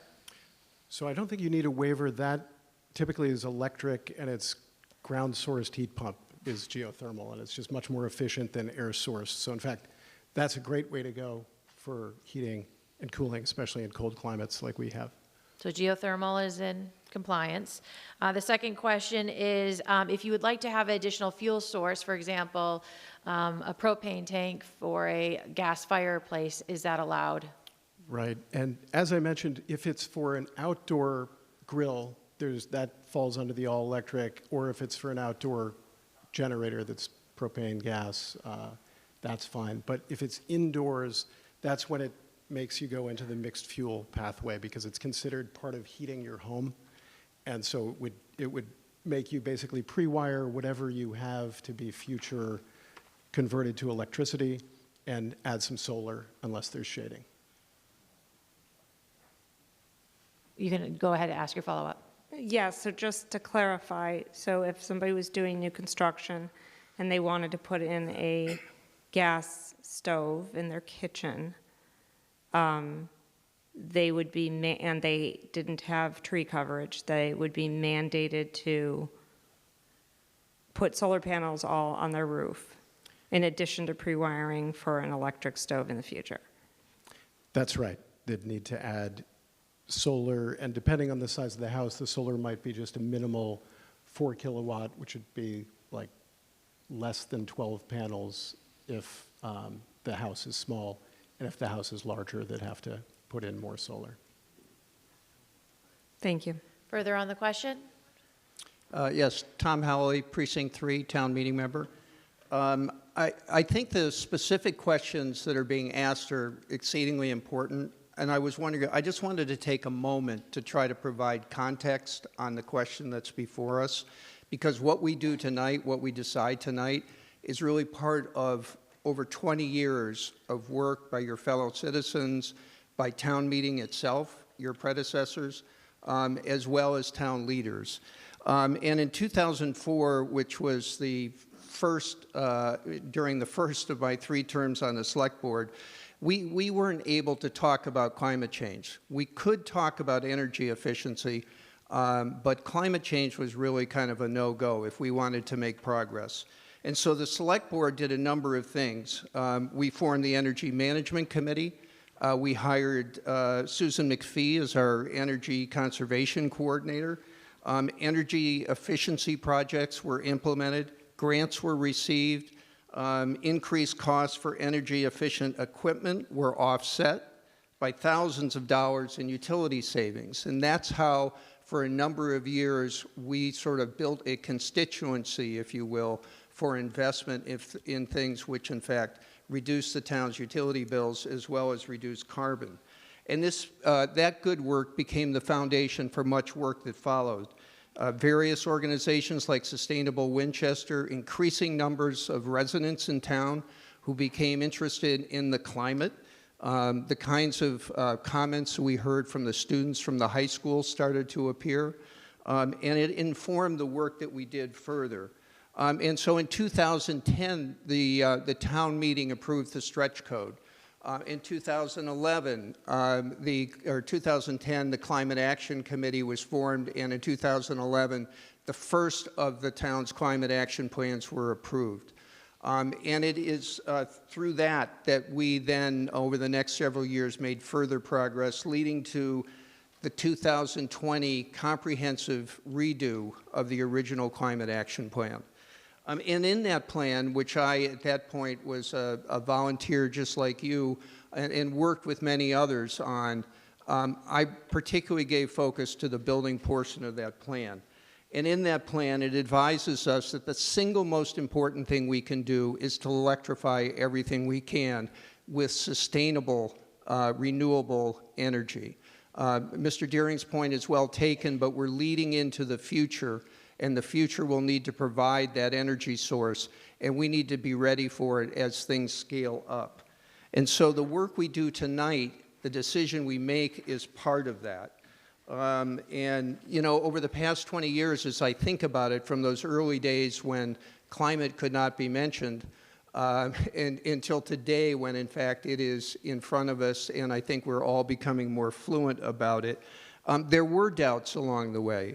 There were people who, well-intentioned for sure, who had understandable doubts about the science being uncertain, the cost being too high, the technology unproven, changes being too difficult. And yet the town manager and the select board and your predecessors at town meeting supported informed incremental efforts just like the one that is before us tonight. And so now it's our moment, in fact, to continue to advance this project.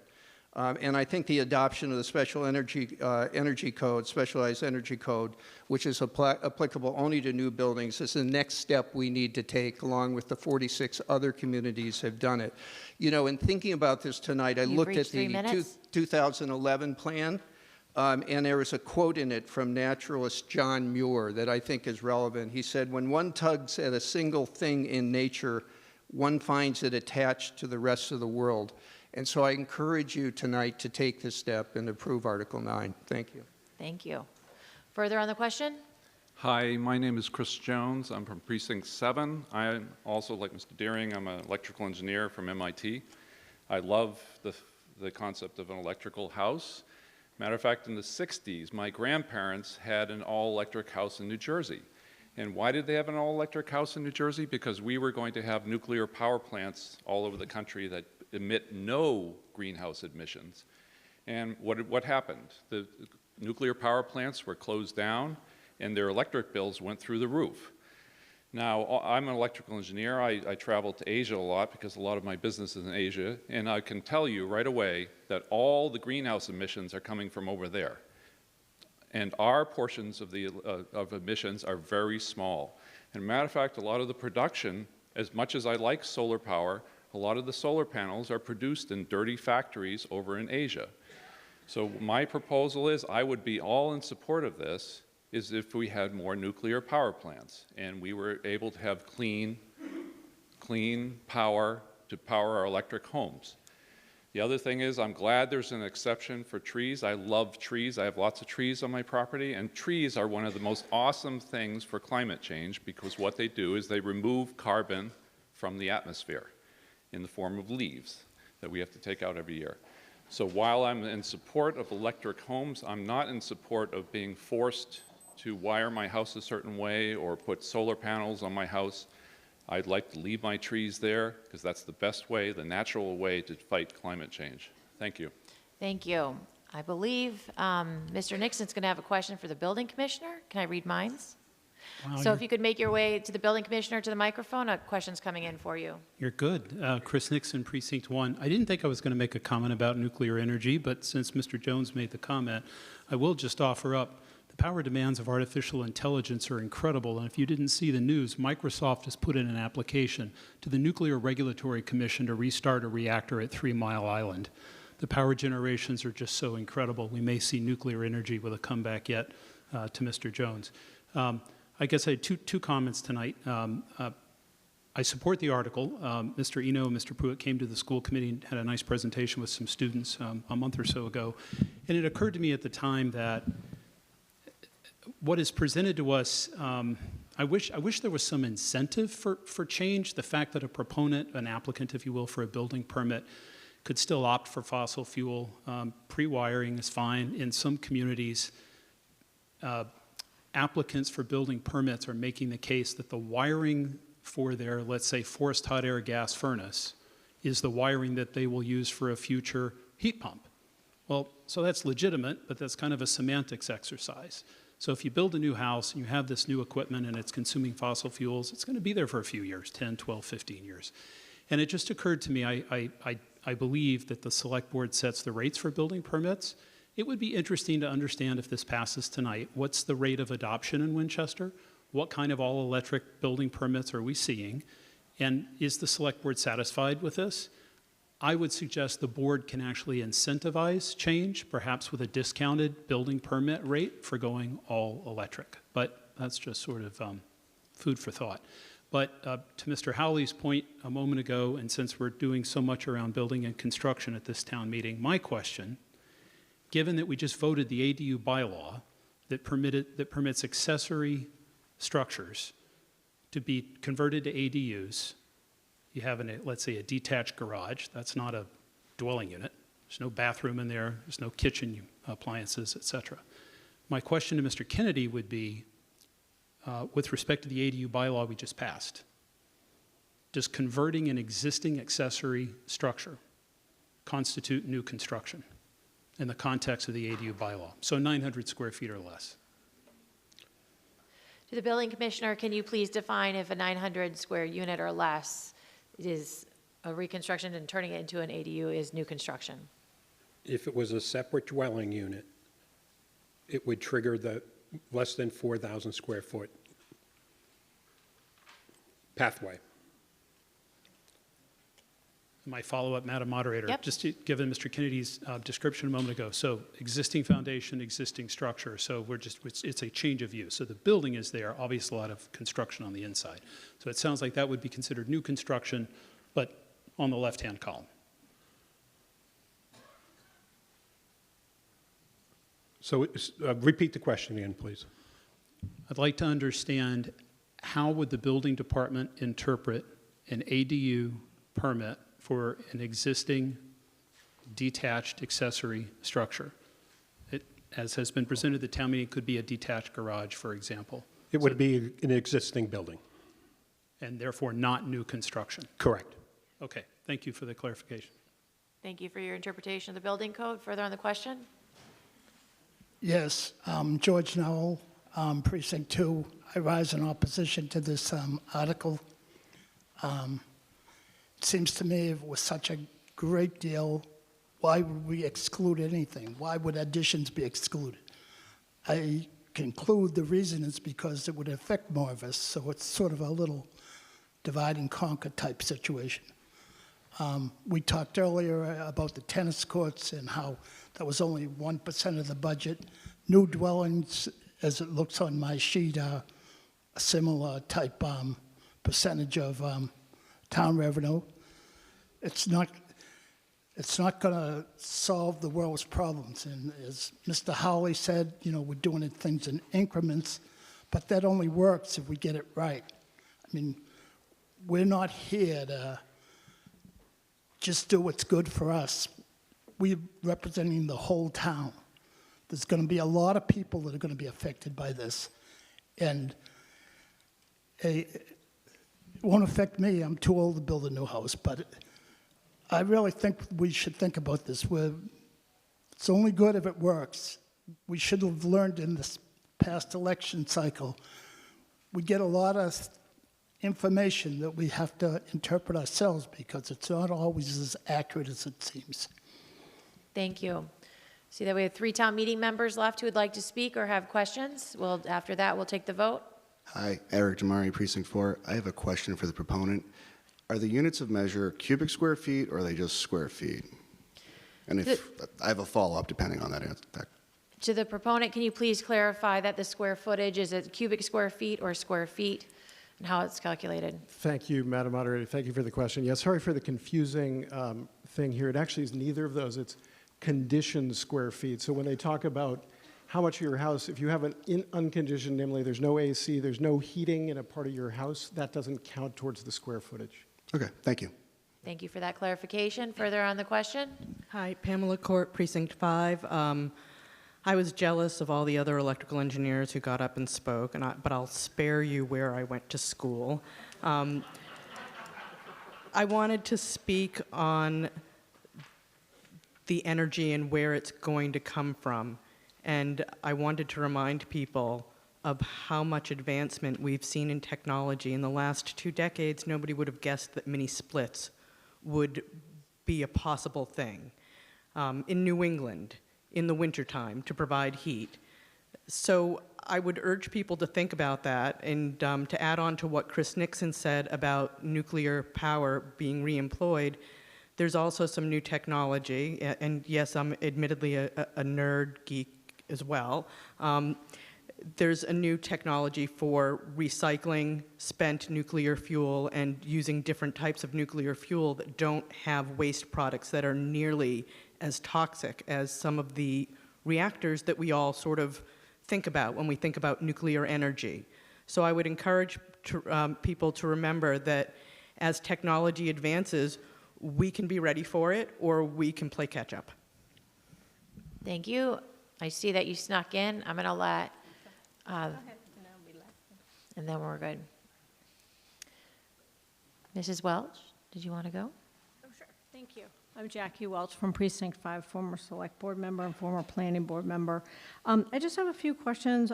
One, I wanted to acknowledge, all the hard work from the constituent groups towards trying to advance sort of energy use overall in Winchester, and for the noble goals that have been articulated, which is, obviously very important. It's important to have consensus also, so that there's adoption.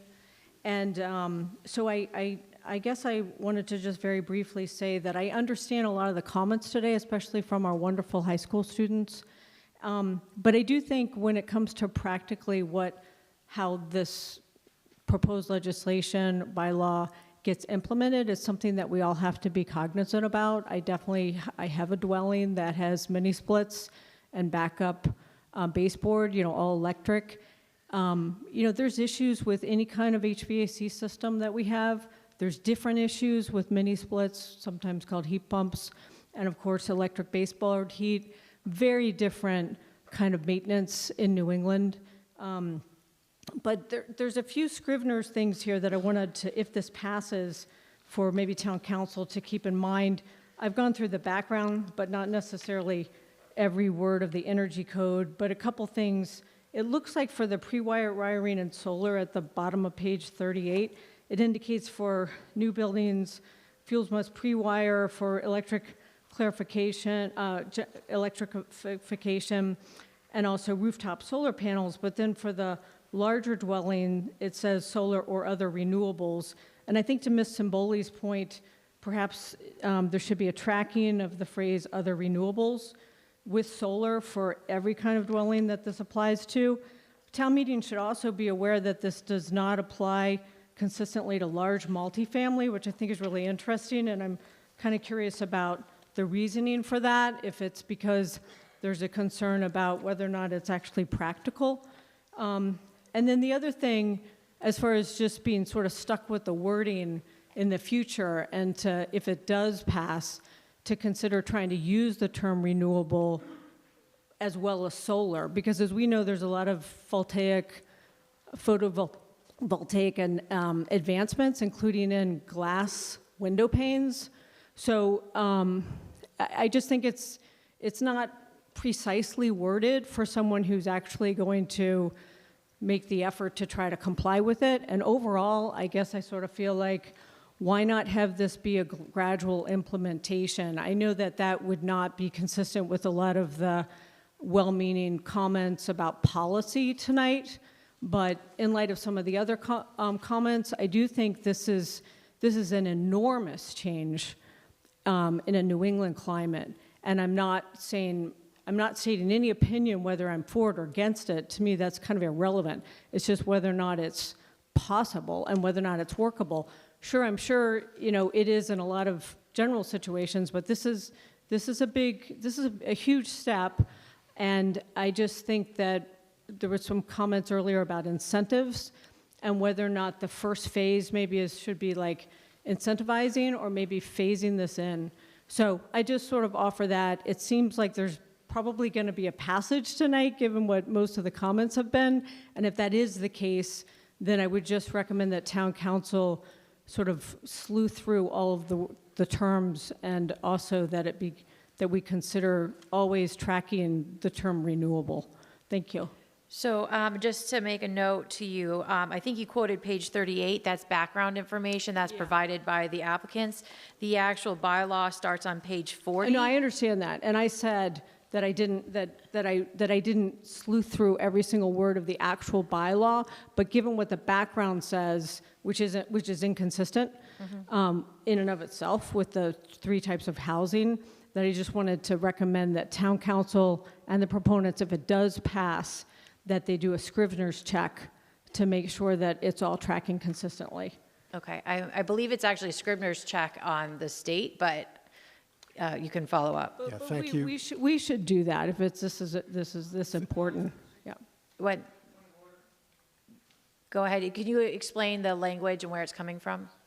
Thank you, Madam Moderator. Yes, to the question, I think there were a couple questions there, but this is a boilerplate law that 46 communities have adopted, and I've looked through, there's like an 86-page document that has the RC and CC appendices that I think will be attached to Chapter 26 that certainly Council can go over, but it's been adopted without problem by 46 communities.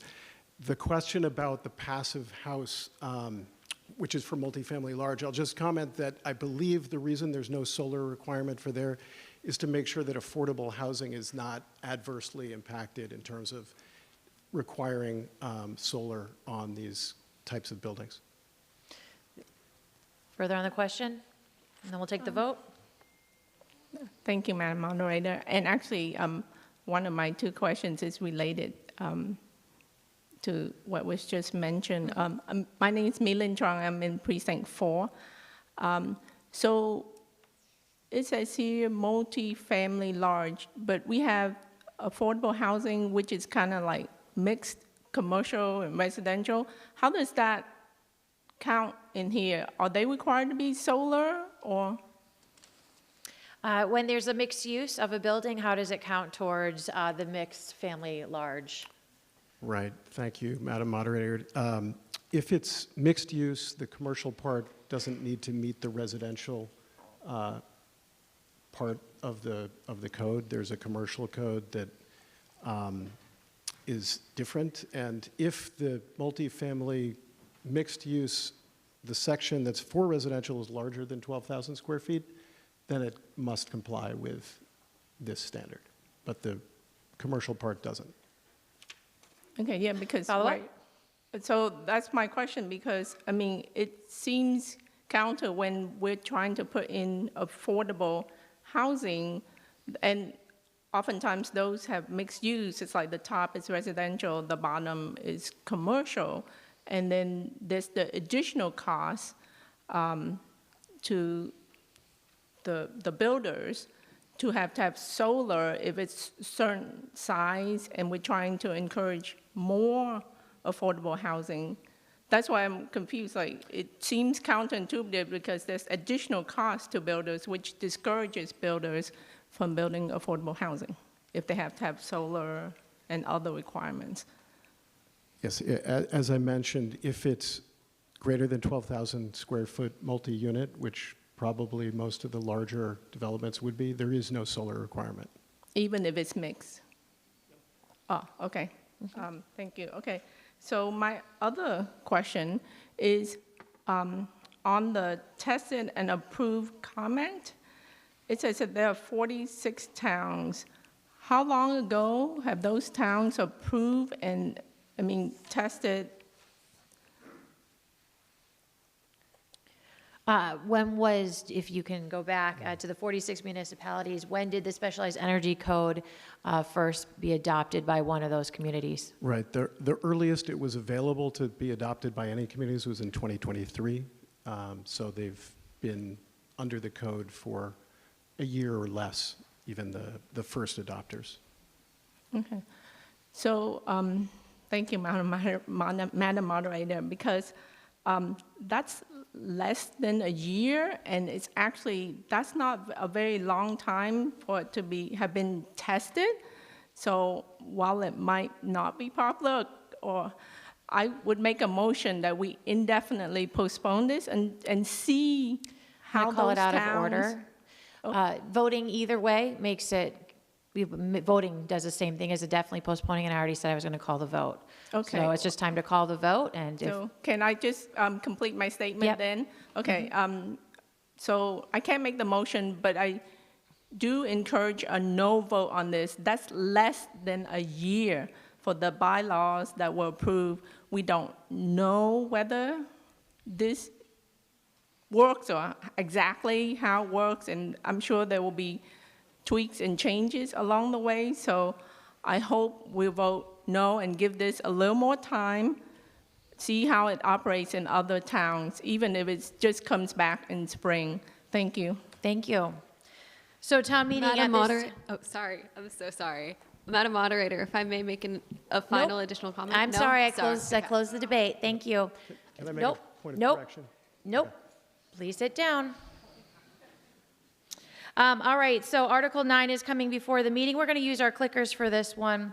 A vote in the affirmative will enact Chapter 26 of the Winchester Code of Bylaws as written in your motion booklet. A vote in the negative will not enact Chapter 26 of the Winchester Code of Bylaws. We'll take, we need to change the screen. Give us a moment to get the vote ready.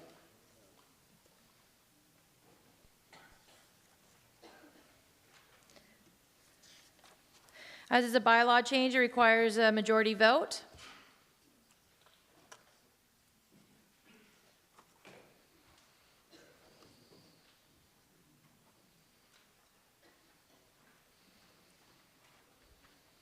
See if you can read your clickers and that it's registering. As it has been a delay since we last used them, there's a chance it will not pick up. Please, if you have any issues, see the town clerk and at the back table.